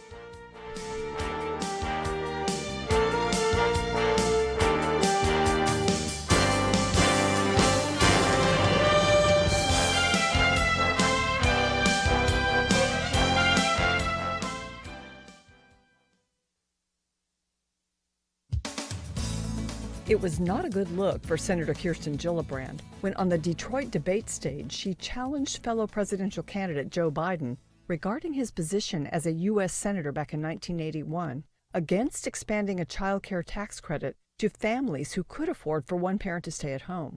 Senator Gillibrand's ammunition was an opinion piece he wrote for the Daily Times of Salisbury, Maryland, 38 years ago. I do not believe, wrote then Senator Biden, that the federal government should be a party to a system which encourages couples to place their children in daycare centers in order to acquire material possessions that go far beyond any family basic necessities. To be clear, Mr. Biden was concerned that wealthier families should not get government assistance for child care. He argued that point on the Senate floor and was the sole vote against expanding a proposed child care tax credit to benefit couples making more than $30,000 per year, $88,000 in today's dollars. Senator Gillibrand pointed out to Vice President Biden that she had given birth while serving in the House and wanted to know, am I, serving in Congress, resulting in the deterioration of the family because I had access to quality, affordable daycare? Over the past 40 years, Congress has made the tax code more generous to working parents, and more two-parent households are two-income households today. As a presidential candidate, Mr. Biden now says every parent needing daycare should receive an $8,000 tax credit to help with the cost. Joe Biden was actually right back in the 80s when he warned of a cancer of materialism that was eating away at the family. It's gotten much worse. Psychoanalyst Erica Commissar is author of Being There, Why Prioritizing Motherhood in the First 3 Years Matters. In a recent Wall Street Journal piece, she correctly insists that the young Joe Biden was right. For Point of View, I'm Penna Dexter.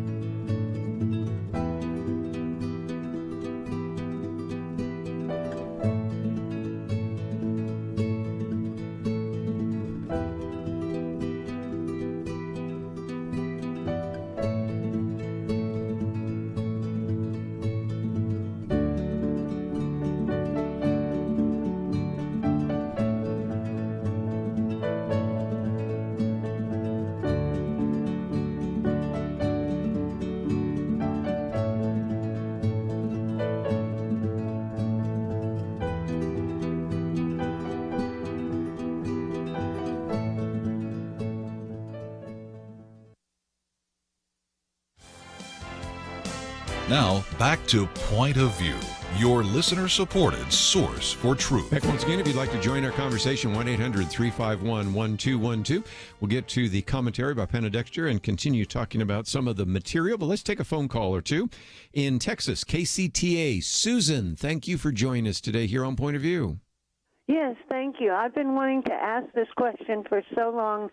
When the attorneys take cases to these different judges, why can't they require the judge to consider basic cellular biology that everybody gets in high school? You know what I'm saying? Yeah, go back and take biology 101, right? High school it certainly biology. can be part of the case.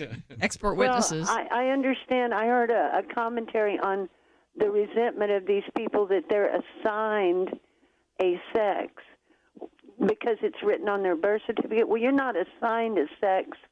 Your XY chromosomes give you your sex. That's just a basic fact of how people are. And how can the judges ignore something so basic? They consider it in, say, malpractice suits. They know how the heart beats and, some other biological fact. Why can't they be required to consider that?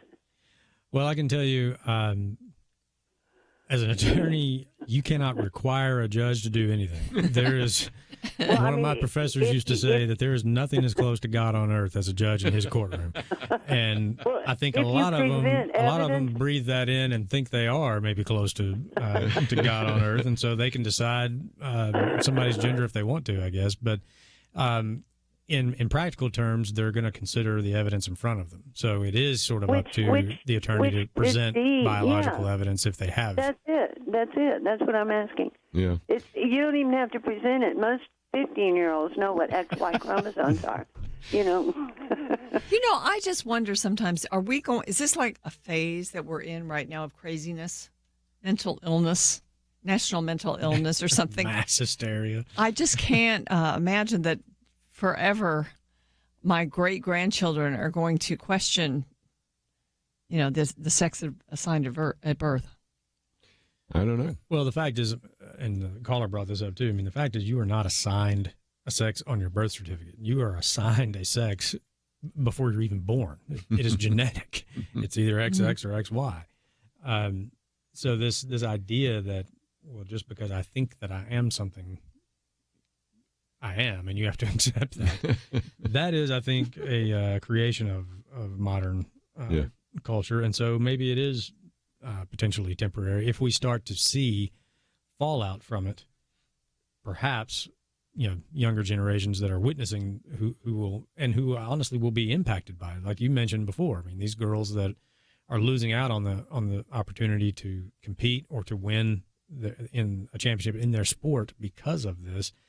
I dare say if those girls grow up to have daughters of their own or sons of their own or go to law school or whatever, they are likely going to be advocates against this sort of concept. And so as people who grow up with the impact of it get older, I think you may be right that this could maybe be temporary. One would hope. If the people that have to live with it react negatively to it or have sort of a knee-jerk reaction to it. Dennis Prager, who wrote this article, he is such a commentator on the left, and this whole area of the LGBT agenda is a tool of the left, and they could be successful or not successful, I think, over time in wielding it. And one of the areas is parents. They have this natural God-given desire to care for and protect their own children, and they go crazy when, especially in the schools, their children are presented with this agenda and they don't even know what's going to happen. And it's done behind their back by design. And so, there was one story this week about I think he was a transgender teacher in a middle school presenting this whole unicorn chart. And because he wanted to explain his own, it was in a science class. California was not mad that he did it. They were mad that he did it in science and not in health class. So that goes to show that perhaps there are still a couple of people that think that science is science.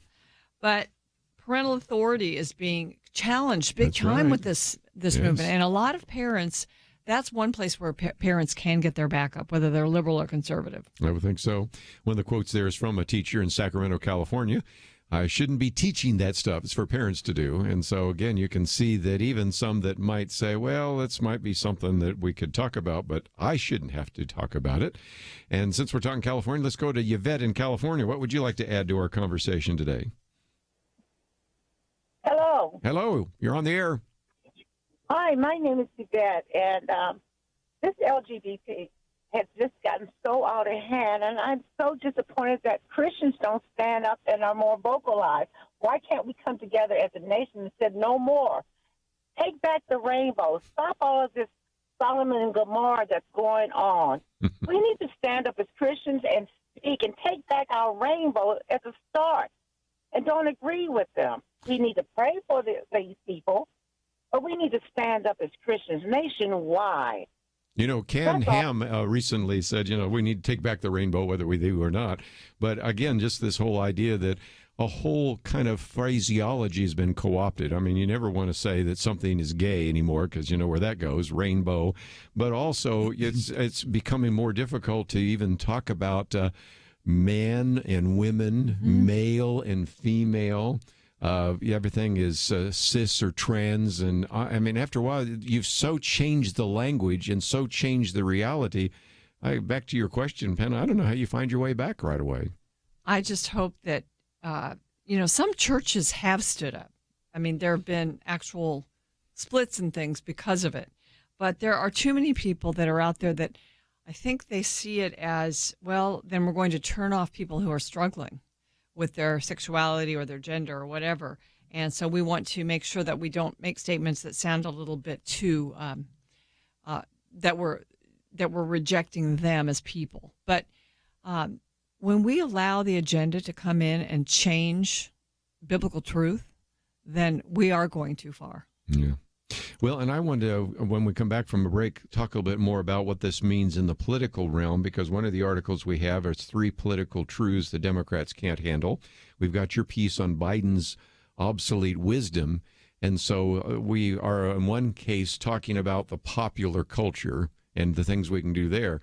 But also, even though politics is downstream from culture, the decisions that are being made right now about who you elect to Congress, who is in the White House, are certainly going to affect some of these issues as well. So those are some really important topics. So let's see if we can take a break. But just before we do so, let me mention a few things. First of all, we've posted Penna's commentary, viewpoints on Biden's obsolete wisdoms. You might want to be reading that because we're going to get to that right away.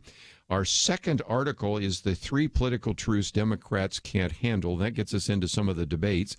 And pretty soon we're going to have the third set of Democrat debates.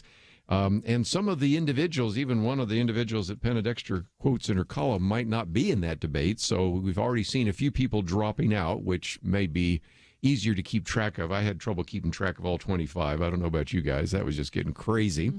So that is there. We also, of course, have some of the articles, including the one by Lathan Watts. But most importantly, let me just point you real quickly.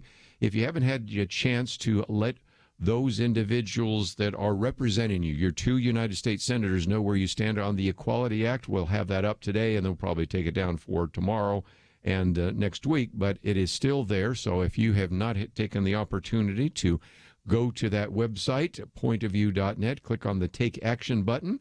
We suggest that, again, this is a very important issue, and one where your opinion and support needs to be registered with your senators. I would encourage you to click on the button, put your name and address on, and send out those emails. When we come back, we'll take some more phone calls and talk about this upcoming political campaign right after this.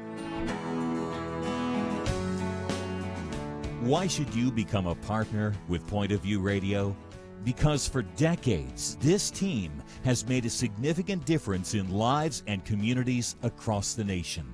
Because America is dying for lack of biblical wisdom about life and culture. You should give because your gift will make possible cutting-edge information on issues that matter, information you won't hear anywhere else. Why? Because your gift will change lives, because you'll influence our culture with biblical truth, and because you can make a difference for the future. Our nation needs a truth team very badly. Support Point of View Radio today at pointofview.net. Click on Join the Truth Team and choose your level of support.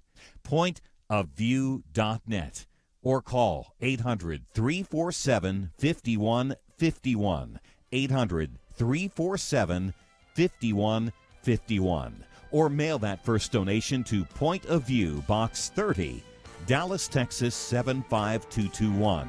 Box 30, Dallas 75221. Point of View will continue after this.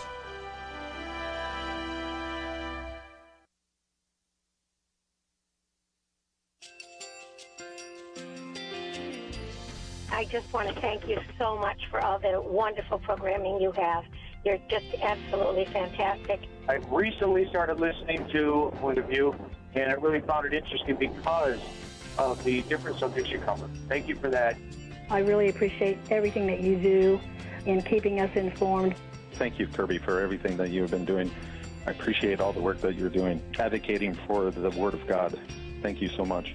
Point of view, I think, is absolutely necessary because it's a Christian perspective, a biblical worldview perspective, and receive very current, up-to-date information about what is really going on, week to week in our culture, which is changing so rapidly, and yet it's morally sliding backwards. Yeah, I'm just, first of all, I thank you guys. Y'all's program is wonderful, and enjoy it every day. I learn so much every time I listen to it.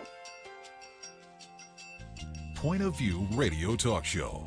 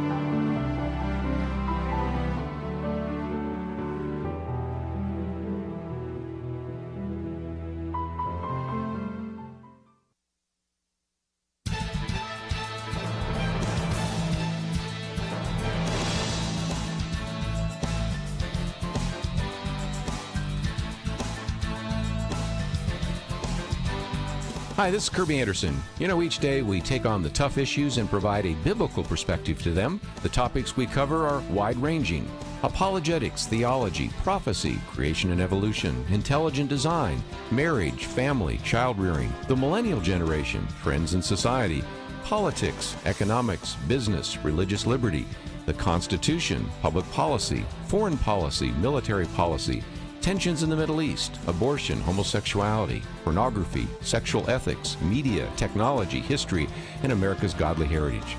We talk about anything that affects your faith, your family, or your freedom. So don't go anywhere, because Point of View continues right now.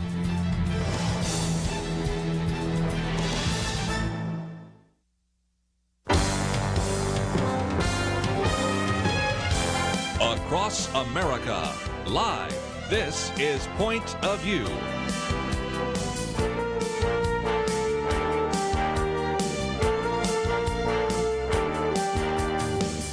And now, Kerby Anderson. Back once again, if you'd like to join our conversation, 1-800-351-1212. But I thought we might move on to the political campaign for a couple of reasons. First of all, Penna Dexter's piece, which we will get to in just a minute, is entitled Biden's Obsolete Wisdom. And you'll see a little bit more about what that entails. But also this article, it is the second article here. Alan Blinder, I probably need to get a copy of his book, Hard Head, Soft Hearts. But an individual that I'm not sure we'd completely agree with, but nevertheless, professor of economics at Princeton, also was one of the vice chairs of the Federal Reserve. But Penna, he talks about three different truths that Democrats can't handle. One of those is the whole issue of health care and Obamacare and Medicare for all. The other is the issue of the Green New Deal. And just a few days ago, I posted a piece, which we've talked about before, about the incredible expense if you were to try to do the Green New Deal. And then the whole issue of international trade, which we might get into as well because of the trade wars and everything else. And the problem is, as he said, many voters find their trade policies, Medicare for all and Green New Deal, too radical. And so the implication around the table is, yeah, just keep promoting those, because that'll just guarantee that this will look like 1972 or 1984. And for people that aren't students of history, that's when either Richard Nixon or Ronald Reagan just swept the nation. And I don't know if that's the case this time in 2020, I guess we should say. But nevertheless, these, even from Democrats, are starting to say, this is just much more radical than anything I ever would have thought the Democratic Party would stand for. You have to start to wonder, as we watch this kind of fight between 25 Democrats, it's dwindling down a little bit, does a thinking Democrat really have a chance this time? And if they don't, then the Democrats probably don't have a chance. Alan Blinder, I'm not sure how you say his name. I read him a lot in the Wall Street Journal. Mm-hmm. They publish his pieces, and he is a thinking Democrat.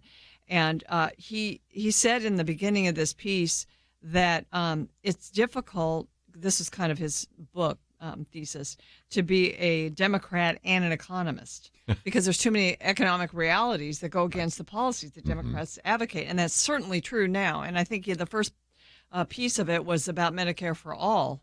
And, Medicare for all is, first of all, I don't think people are very excited about getting their company provided health care abolished so that the government can provide it. I mean, he says, well, maybe we can get there step by step.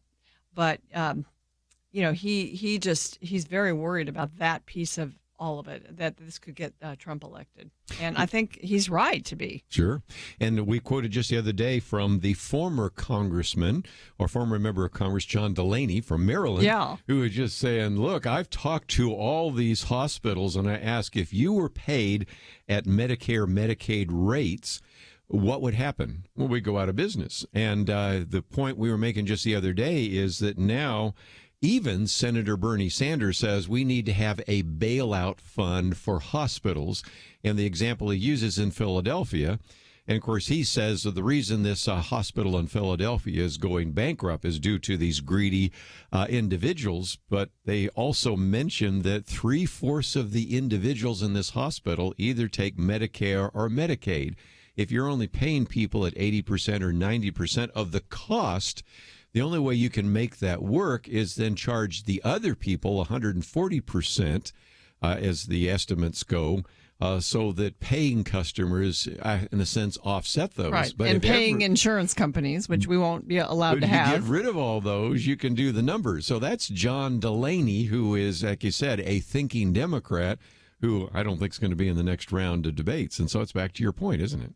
It really is. And, some of the others who are thinking and trying to present sort of the common sense economic realities, one other one dropped out yesterday, Hickenlooper from Colorado. Yeah, that's right. So, you're going to see that, I think. And the only one that will be left is just moving further and further left, and that's Joe Biden. You've run some political campaigns, so you know what works and what doesn't work. And even more recently, we've had some people that worked on the Clinton campaign saying, this is nuts. So this is what we're hearing. Yeah, I mean, Hickenlooper dropped out, and the other, the I think most common response amongst the American people was who? Who? Yeah. And it sent the other 24 candidates scrambling to gobble up his 0% support in the polls. But your point is well taken, that when the people who worked for the last candidate who lost to Trump are telling you, I don't think this is going to work, maybe I ought to listen to them. If you're not, this is what happens, I think, when, and traditionally in primaries, you are appealing to the base of your party, and then in the general, people kind of move to the middle to appeal to the middle. Mm-hmm. But when your base and talking to your base becomes such an echo chamber that you are not considering anything else, and this, you see it in social media, like you can kind of, you can block things that you don't want to see, and so if you're not careful, you will only see things that you agree with. And if you look at the way they treat just topics they don't like or viewpoints that they don't like in public, and their attack on free speech, that I should be able to go through life and never be confronted with an idea that I disagree with or that makes me uncomfortable, then you are constantly only talking to people who you agree with. Yeah. And you miss out on the fact that there's a lot of people listening to you have this conversation who think both of you are nuts. Mm-hmm. And that's exactly, I think, what happened in the 2016 election. I don't think they have learned one thing from the 2016 election. Yeah.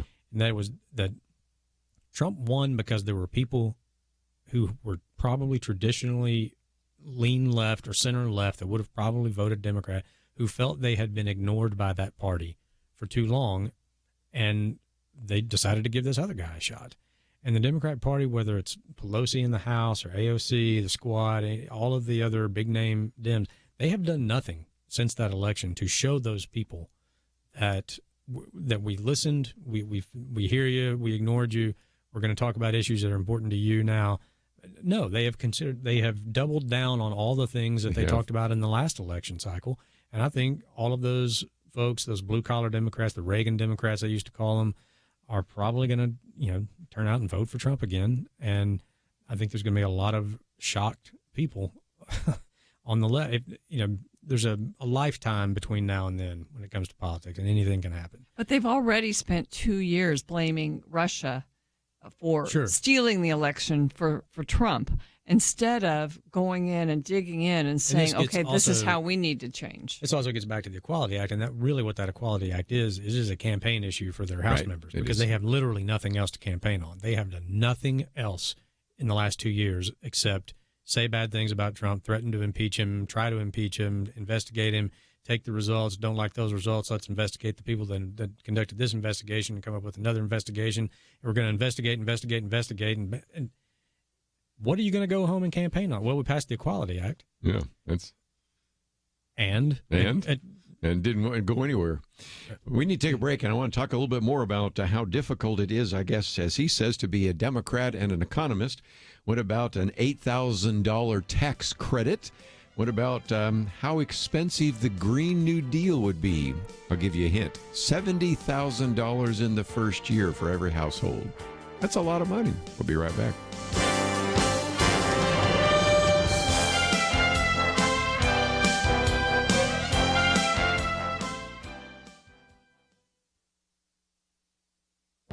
This is Viewpoints with Kerby Anderson.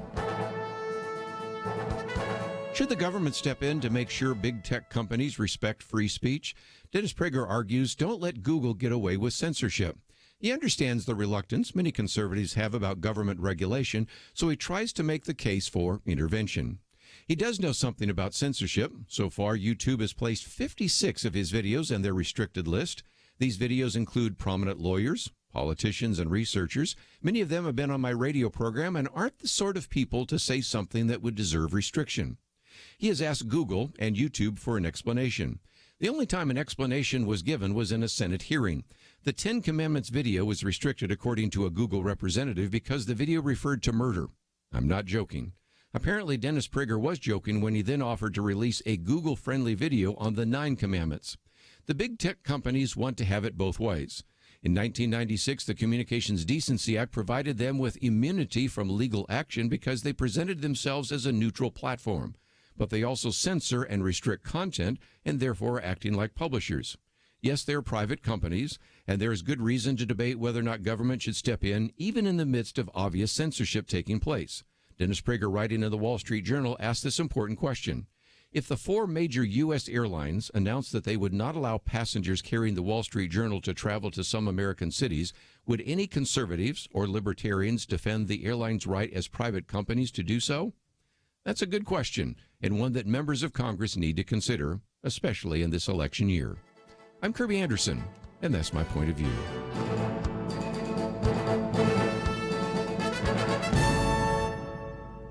From Affirm Films and the Kendrick Brothers, Overcomer, starring Alex Kendrick and Priscilla Shirer, rated PG, in theaters August 23rd. Overcomermovie.com.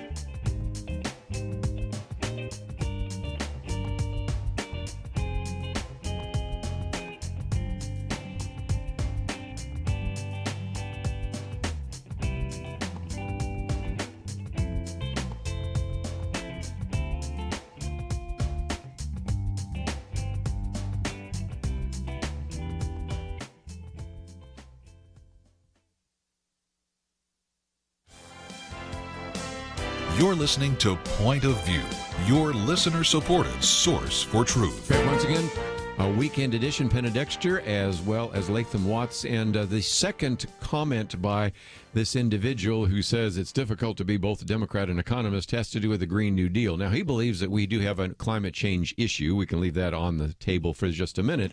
But he's just convinced that it's not going to work and it's going to be expensive, you think? Because my commentary yesterday, which was based on some of the material from the Competitive Enterprise Institute, went around and looked at what these various proposals in the Green New Deal would cost the typical American household. And they used examples in Florida, New Hampshire, New Mexico, Pennsylvania, came to the conclusion that those households, it would cost at least $70,000 in the first year. Or as Dr. Merrill Matthews likes to say, forget the numbers, it would be more than the average income for a family. If our listeners in Alaska think that that's bad, it's even worse up there. It'd be more than $100,000 in the first year. And so it's expensive, it's complex. And a point that I don't know that this author would make, but I certainly would make and have made in my climate change article, is it would make no difference. People that we respect, people like Bjorn Lomborg and others that say all that push and shove, all that attempt to decarbonize the environment probably wouldn't do anything other than probably destroy the free market as we know it. So everything, energy would be more expensive and everything would be more expensive. But, add on to that all the different parts that they're adding onto the Green New Deal. I mean, talking about, crazy. Okay, we have a guaranteed job, a guaranteed income, guaranteed we pay off your student loans, guaranteed we, give you a free education. And too many things added into it to make it even a serious proposal. Sounds like Andrew Yang, yeah. you know. But that brings us to Penna Dexter's commentary, because one of the things I thought was really helpful is when we look at some of those issues, we've got to recognize that Joe Biden in the past said, we don't need to spend this money. Joe Biden's now saying we need to spend this money. But an $8,000 tax credit. Take us through there, Penna, because there's just some really important points in your commentary, which I don't think most people have paid attention to until we've posted it here on the website. Well, that's what Mr. Biden now is supporting, that every parent needing daycare should get a tax credit of $8,000 per year to help with the cost of daycare. But this is a far cry from the position he took that he got a lot of grief for during the last debate from Senator Kirsten Gillibrand. And, it was, to me, she just, I don't know, her demeanor was awful. And I didn't appreciate it at all. And I don't think a lot of other people did either, because I heard she may not even make the next debate. She's a senator from New York, though, and she challenged Joe Biden regarding his position back in 1981 against expanding a child care tax credit. And this was for families who could afford to have one parent stay at home, because that was kind of a traditional idea back then, that perhaps there would be one breadwinner and one home to take care of the children. She was challenging that on the debate stage. Her ammunition, though, was an opinion piece that Joe Biden wrote for a paper in Salisbury, Maryland, the Daily Times. And this, mind you, this is 38 years ago. 38 years ago, yes. And this is what he wrote. I do not believe that the federal government should be a party to a system which encourages couples to place their children in daycare centers in order to acquire material possessions that go far beyond any family basic necessities. In other words, it was sort of the calculation a lot of us made. Yes. Do we both work, get daycare, let the government help pay for that, or do we have one person work, spend a lot less, acquire maybe a smaller house, not such a fancy car, and a lot of other things, and stay home with our children and raise them ourselves? But that concept has become, I know a lot of people still believe in that and do that, but politically, you can't even talk about that anymore. And Senator Gillibrand was just appalled that he would have supported this, and she used her own personal story of having a baby while she was in Congress to act like she was so insulted that anybody would think that that was not the best idea. Anyway, Joe Biden was wise back then to make these points, and he stood alone. He was very courageous to vote against this particular amendment. But he was much more attractive, I think, politically, and more consistent back then than he is now. Yeah. Well, again, if you want to read the whole piece, it just illustrates that. And just one more thing where you go the dollars add up every time somebody on one of these Democratic stages opens their mouth, right? Yeah. Every time you hear a politician of either party, frankly, start talking about the government ought to do this. We ought to be able to do this as a society. And they always call them investments. And yeah, exactly. Hold on to your wallet. Or a wealthy country. In a wealthy country, nobody should suffer. Yeah, exactly, because even this tax credit, that's a check from the government. That's what it is. And you got roughly half the people who are paying taxes right now. Right. So really, what it is a check from people who are paying taxes to people who are not likely paying taxes, or who are getting all of their taxes back in these refundable tax credits. Mm-hmm. It's just taking money from one group of people and giving it to another. Every time anybody in government talks about government needs to do this, or we should be able to pay for that, they're talking about you. Right. They are talking about your money, because the government has no source of money other than your wallet. So every time on either party, if there's a debate, if somebody's talking about the government ought to be doing this, you need to be hearing, I should be paying for this for somebody else, because that's their only way of doing it. And the numbers are astronomical. When you add up all of the cost of this, and it's like, please don't let any of these people know that there is a number higher than trillion, because that's the direction all of it goes. It's just it's simple math. Yes. It really is. I mean, you can you can eliminate lots of those zeros and make the numbers easier to deal with, and it still doesn't make sense. No. It's not mathematically feasible to do what they are saying that we all should be paying for. Yeah, and a minute ago we were talking about bailouts of hospitals. Yeah. Preemptive, before Medicare for All is even passed, that's being brought into the equation. And when people see the word bailout, that's another one of those trigger words that we ought to allow that word to trigger us, because that becomes really the recipe for all the hospitals would be government hospitals. Yes. Isn't that just what you want when you've got to go in and have brain surgery? Right, and just think of the mindset that says, okay, we're considering this policy, and we're being told it's probably going to bankrupt a lot of hospitals. And so your answer is, well, then we bail out the hospitals. How about you not bankrupting them to begin with? Like, how about you just say, okay, if it's going to bankrupt every hospital in America, maybe it's not a good idea. And again, to make all of this work, you have to make it sound like the hospital system in America is worse than you would find in Bangladesh. You've got to make it sound like, as we'll talk about in a few minutes, that there are rogue cops going out and shooting and killing people on a regular basis. You've got to make it sound like the problems all through the United States are as bad as inner city Baltimore right now. And maybe some of that resonates with some of the people, but somewhere along the line, I think, as you said, Lathan, people are going to say, this is going to cost me. And when you go against corporations, there are a lot of people that say, I kind of like the Walmart in my community. It's the largest employer. Or, I kind of like Amazon. I order all my stuff there. They don't seem like these evil corporations that you're talking about. And I'm not so sure when you're attacking Wall Street, you're not attacking me, because I think my 401k's in Wall Street. If some of those connections get made, this is going to be a disaster for some of these candidates. I think so. I mean, when you hear people start, as you said, railing against evil corporations, I think a lot of people, if they think about it, will understand. Well, hey, I work for one of those. Yeah, and I kind of like my job. Exactly. Or they talk about taxing corporations, to pay for X, to pay for this. Well, small businesses are the largest employer. Yes. In America. Small business, depending on how you define that in the tax code, 100 or less, 50 employees or less. Many, many, many of those small businesses, and this gets a little kind of technical, but they file a subchapter S corporations, which means they're paying at the individual income tax rate.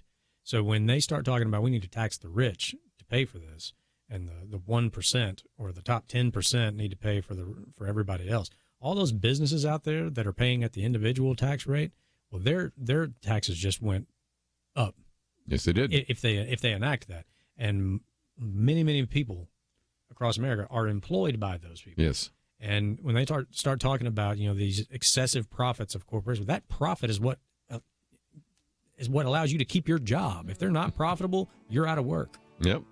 Well, again, let's see if that connects up. But when we come back, one of the other articles that I thought we might get into is PolitiFact and some of the claims being made about the police force in America. And, of course, I want to hear from some of you in law enforcement. We'll take a break and talk about that right after this. Point of View is committed to spreading the truth, oftentimes a truth that those in political power don't like getting heard. But the only way it can be heard is if our teams stand strong together, if you do what you can to support the Point of View Truth Team. It's having an impact, as we heard recently from U.S. Representative Louis Gohmert. Everywhere I go, I hear people that you have influenced, that Point of View has affected. You have made such a difference, and you rely on people to contribute, and if they don't contribute, then that truth does not get heard. Help Point of View make a difference. Pray and consider what level is right for you. $30, $65, $100 a month, or even more. Please do what you can. 1-800-347-5151, or visit online, pointofview.net. Look near the top right for the link that says Become a Monthly Partner. Join the Truth Team, 800-347-5151, and pointofview.net. Point of View will continue after this.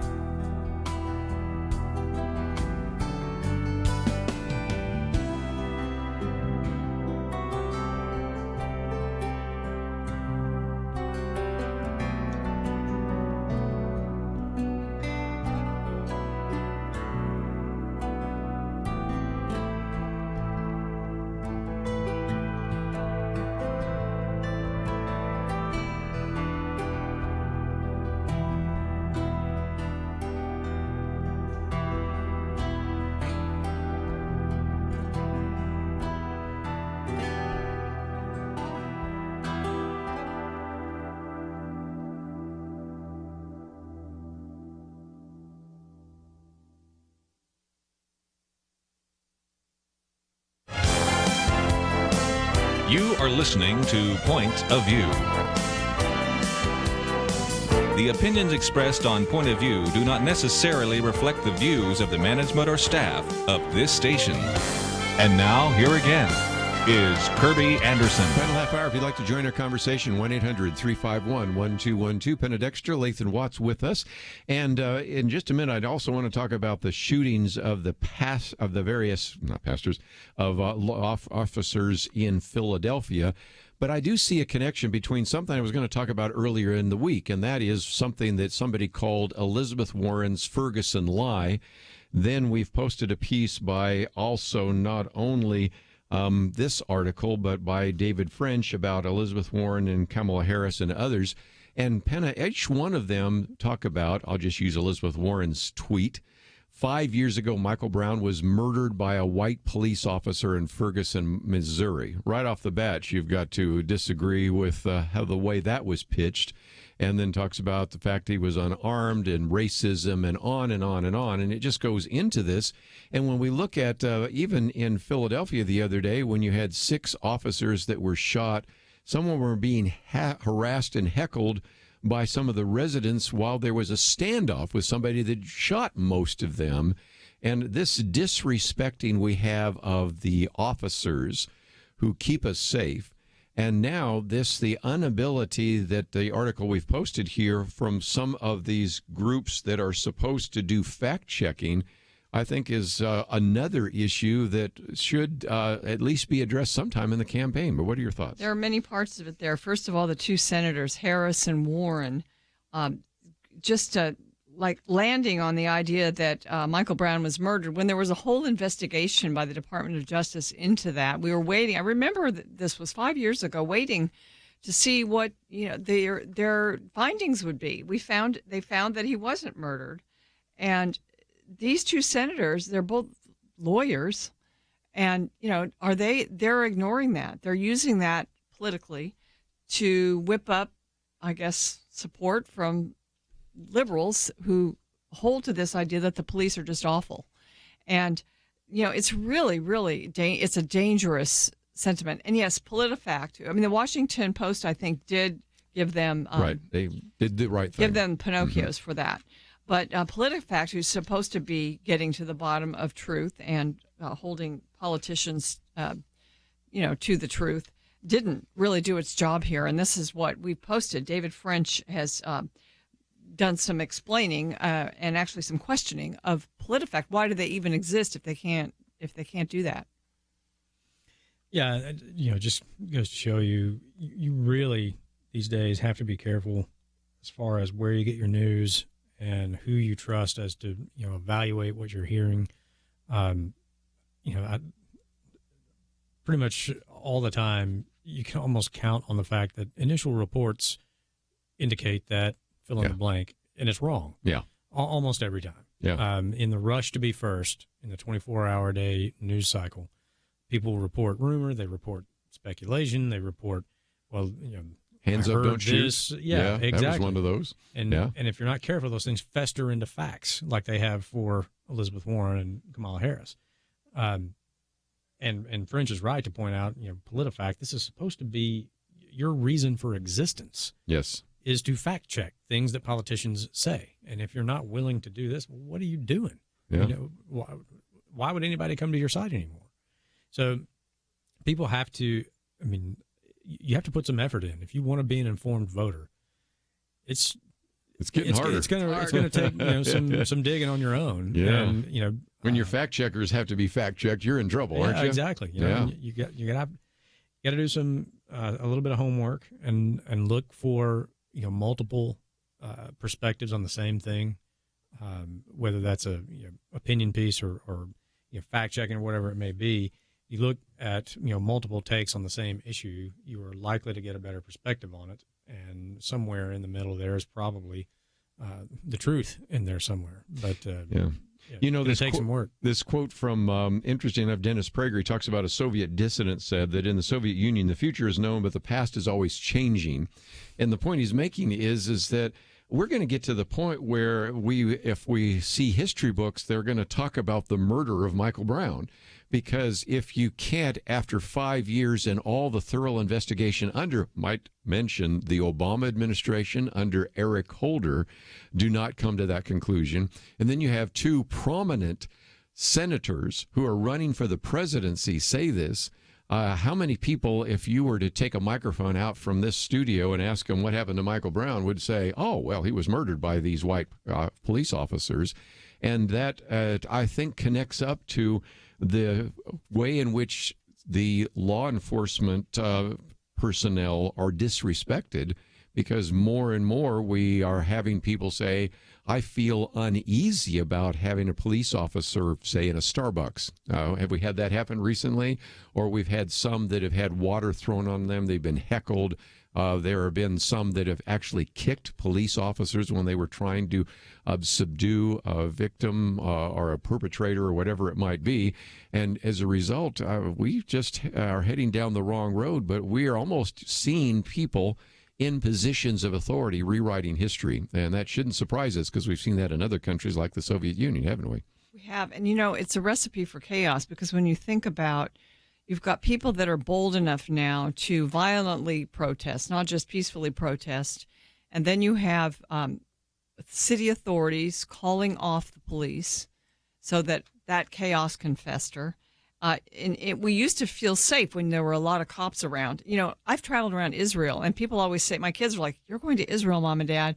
We're worried about you. And I'm like, I feel safer there, because there's a lot of people with a lot of guns, and their job is to protect you. Yes. And, it's true that you are safer when you've got law enforcement around and they're armed. I mean, you are, but that the left is always trying to disabuse us of that idea.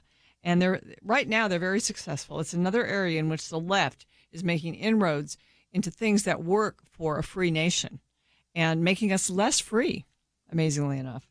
Well, and it's understandable, I think, when that this view of police has started to take hold, because there are legitimate instances of police officers behaving badly, doing things they should not do, right? Treating people in a way they should not treat them, shooting people. It does happen, but we have, because that's the only thing that's ever reported on about the police. I think it's easy for people to forget this idea that the exception proves the rule. Yeah. That the exception proves the general rule. These things are remarkable. They're newsworthy. They're noteworthy because they are not that common. I don't know how many law enforcement officers there are in America when you add up the total of all the police departments in America. But I know day in and day out, those guys and girls go out and defend people and protect people without ever doing anything that a few people are accused of doing. And that's not ever on the news, and it's not ever going to be on the news. It's only going to be put in your face when somebody does something they're not supposed to do. But that's the exception that proves the rule. But when that's the only thing that you hear about, it's easy to make the leap that, well, this is happening everywhere. This is the only thing that's happening.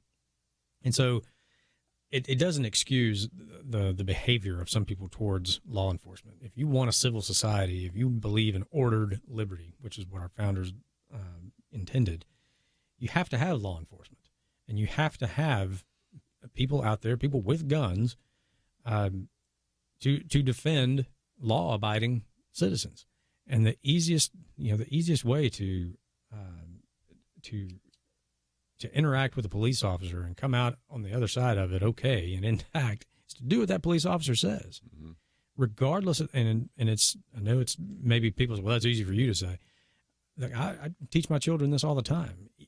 You may not have done anything wrong. He may be wrong. He may have made some assumption about what you have done or haven't done, but he's the police officer. He's the one with the nightstick, the taser, and the gun.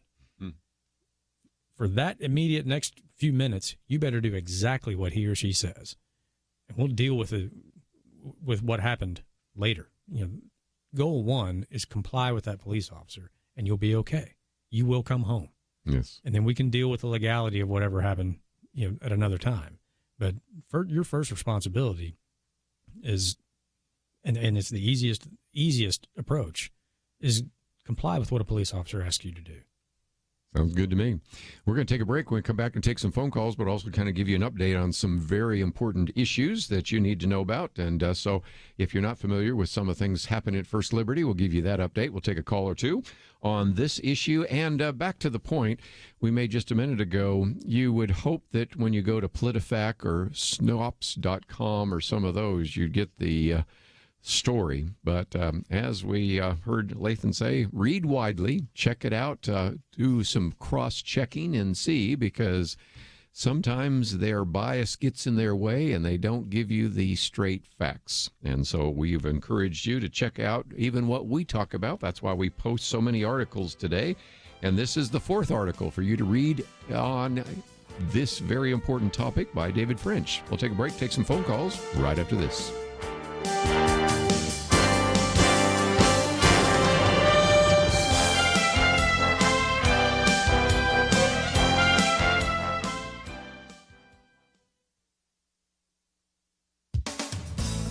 It was not a good look for Senator Kirsten Gillibrand when on the Detroit debate stage she challenged fellow presidential candidate Joe Biden regarding his position as a U.S. Senator back in 1981 against expanding a child care tax credit to families who could afford for one parent to stay at home. Senator Gillibrand's ammunition was an opinion piece he wrote for the Daily Times of Salisbury, Maryland, 38 years ago. I do not believe, wrote then Senator Biden, that the federal government should be a party to a system which encourages couples to place their children in daycare centers in order to acquire material possessions that go far beyond any family basic necessities. To be clear, Mr. Biden was concerned that wealthier families should not get government assistance for child care. He argued that point on the Senate floor and was the sole vote against expanding a proposed child care tax credit to benefit couples making more than $30,000 per year, $88,000 in today's dollars.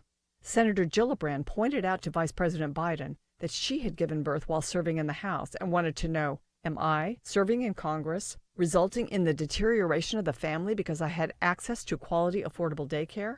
Over the past 40 years, Congress has made the tax code more generous to working parents, and more two-parent households are two-income households today. As a presidential candidate, Mr. Biden now says every parent needing daycare should receive an $8,000 tax credit to help with the cost. Joe Biden was actually right back in the 80s when he warned of a cancer of materialism that was eating away at the family. It's gotten much worse. Psychoanalyst Erica Commissar is author of Being There, Why Prioritizing Motherhood in the First 3 Years Matters. In a recent Wall Street Journal piece, she correctly insists that the young Joe Biden was right. For Point of View, I'm Penna Dexter.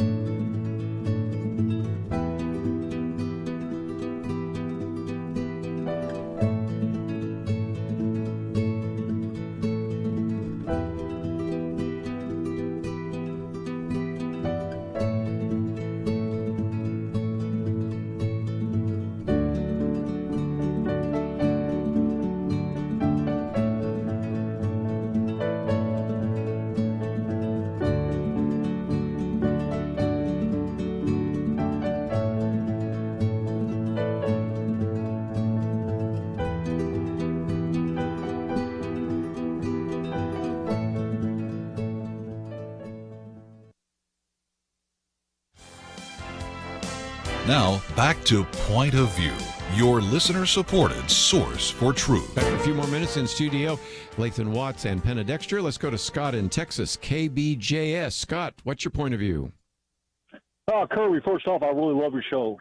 Thank you. Thank you. I appreciate it. Real quick statement and then a couple of points that I'd like to bring up as well.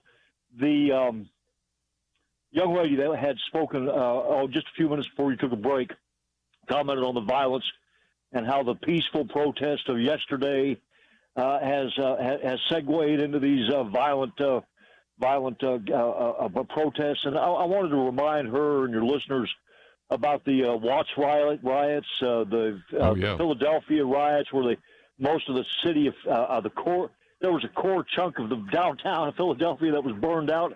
And let's look at the Democratic protests in 1968, where the Chicago police did not have any qualms about using violence to shut that protest down.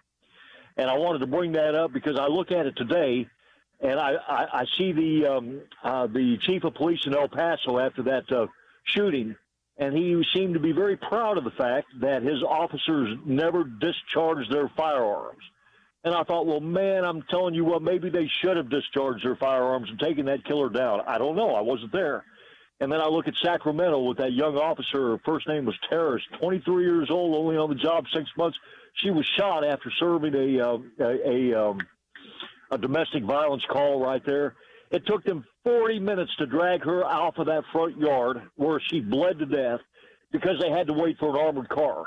Now, I'm telling you what, I remember when the SLA had Patricia Hearst, and when they cornered those people in that house, every cop in California that had a firearm, they blew that house to shreds.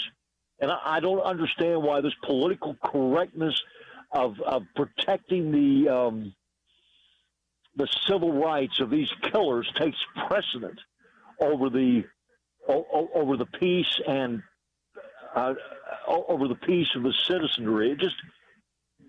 I realize this is all signs of the end times. Yeah.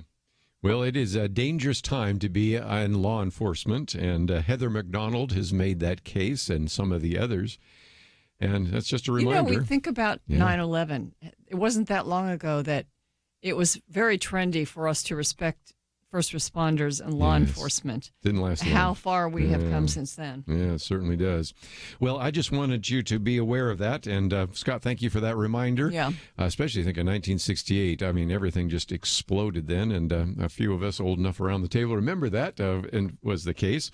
But Lathan, just before I run out of time, we did start by talking about some of the issues in the courts, but also I wanted people to get a little bit of an update because we have the Bladensburg case, which actually has worked out well. When we last talked about First Liberty, we talked about Aaron and Melissa Klein. So these are a couple of your very important cases. And if people go to firstliberty.org, they will see that you actually have some information there where people can learn about some of these cases and see how this Supreme Court precedent I just mentioned has already made a difference. Talk about that. Right. So the opinion in American Legion versus American Humanist Association that upheld the Bladensburg World War I memorial, really, we said at the time this is potentially going to be a history-making kind of turning point in American jurisprudence because they return to really the original intent of the First Amendment and how they're going to analyze cases like this. So what we're seeing now is that opinion has been out there for a couple of months now, and we're starting to see it put into action. So in South Carolina, there was a memorial to police at the local police station, I believe, that had been put up, and it included, as part of the monument, this thing called the Officer's Prayer. And I guess someone complained. Anyway, the city initially said they were going to literally scrub the word Lord off of the monument. Isn't that amazing? And then they decided, well, we're just going to take the whole thing down. And we sent a letter up there. I think a lot of other people chimed in. We reminded them, we pointed out the language in the most recent Supreme Court opinion that you don't have to do this sort of thing, that monuments like this are now presumed constitutional. Alito's opinion even said, a government that roams the land trying to scrub any reference to the divine would be seen as aggressively hostile towards religious freedom. And monument went back up. So there you go. So there's a win without even going to court, but applying that decision. And then one that did apply the decision in court was in Lehigh County, Pennsylvania. The county seal of Lehigh County had religious includes symbols. a lot of symbols of things that were tied to the history of Lehigh County, and one of which was the cross. And of course, our friends at the Perpetually Offended, didn't like that and filed a lawsuit. Is this the Freedom from Religion Foundation? I think it is. Yeah. There's so many, it seems, that we come across so often. Excuse me. But while that case was pending, the Bladensburg opinion was getting ready to come out. And so the opinion comes out. The judge in that case says, now that we've got this opinion, I want you guys to sort of rebrief this case in light of the American Legion decision, and which they did. And the court ordered that the seal doesn't have to be changed at all. And again, you have some articles on your website about that. I might just mention before we get to one of the others, you even have 3 must-known freedom essentials to help your kids in class. It's back to school right now, so there's a great material there. But real quickly, people always want to ask about, what about the Sweet Cakes Melissa Klein, Aaron and Melissa Klein, and you've now filed that again, haven't you? Correct. So that went to the Supreme Court. The Supreme Court did what's called grant, vacate, remand. So they took the case, vacated the lower court's opinion, which was the Oregon Court of Appeals, and then remanded it back to them, sent the case back to them, basically saying, you need to do this again in light of our masterpiece opinion. So that means the case is basically being heard all over again at the Oregon Court of Appeals. So we've now filed our brief there. I think the other side is in the process of filing theirs. So once those briefs are filed, we'll argue that case there again, give the Oregon Court of Appeals a chance to get it right this time.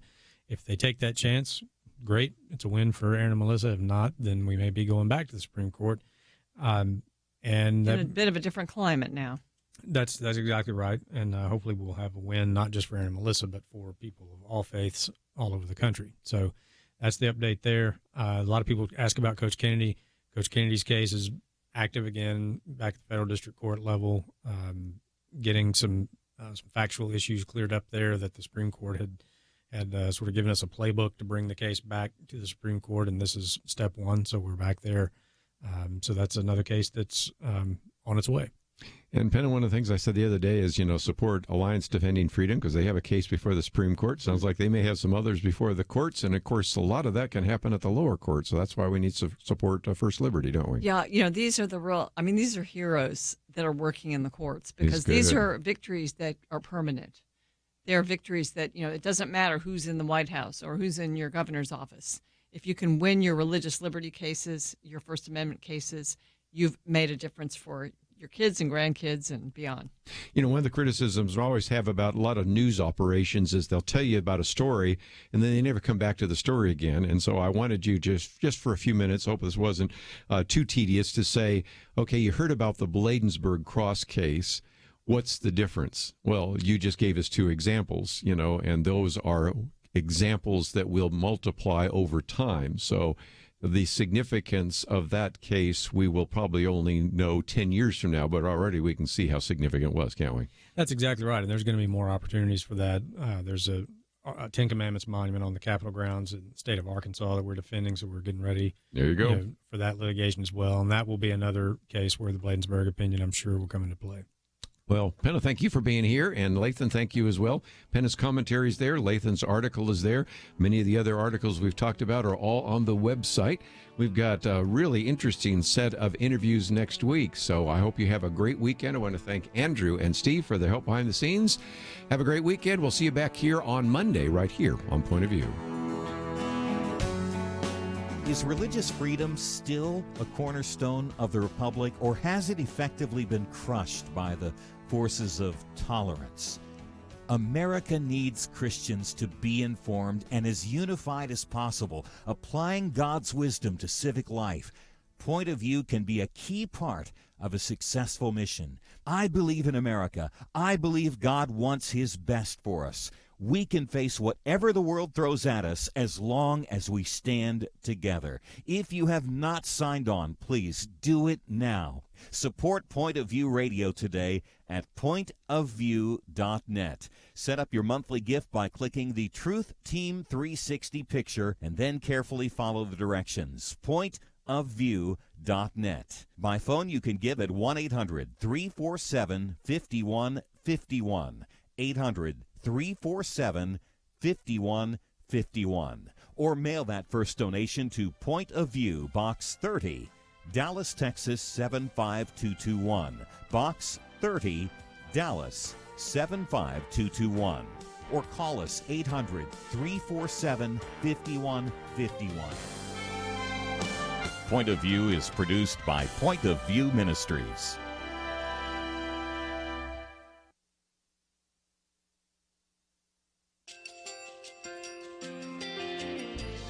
I just want to thank you so much for all the wonderful programming you have. You're just absolutely fantastic. I recently started listening to Point of View, and I really found it interesting because of the different subjects you cover. Thank you for that. I really appreciate everything that you do in keeping us informed. Thank you, Kerby, for everything that you have been doing. I appreciate all the work that you're doing, advocating for the Word of God. Thank you so much. Thank you so much.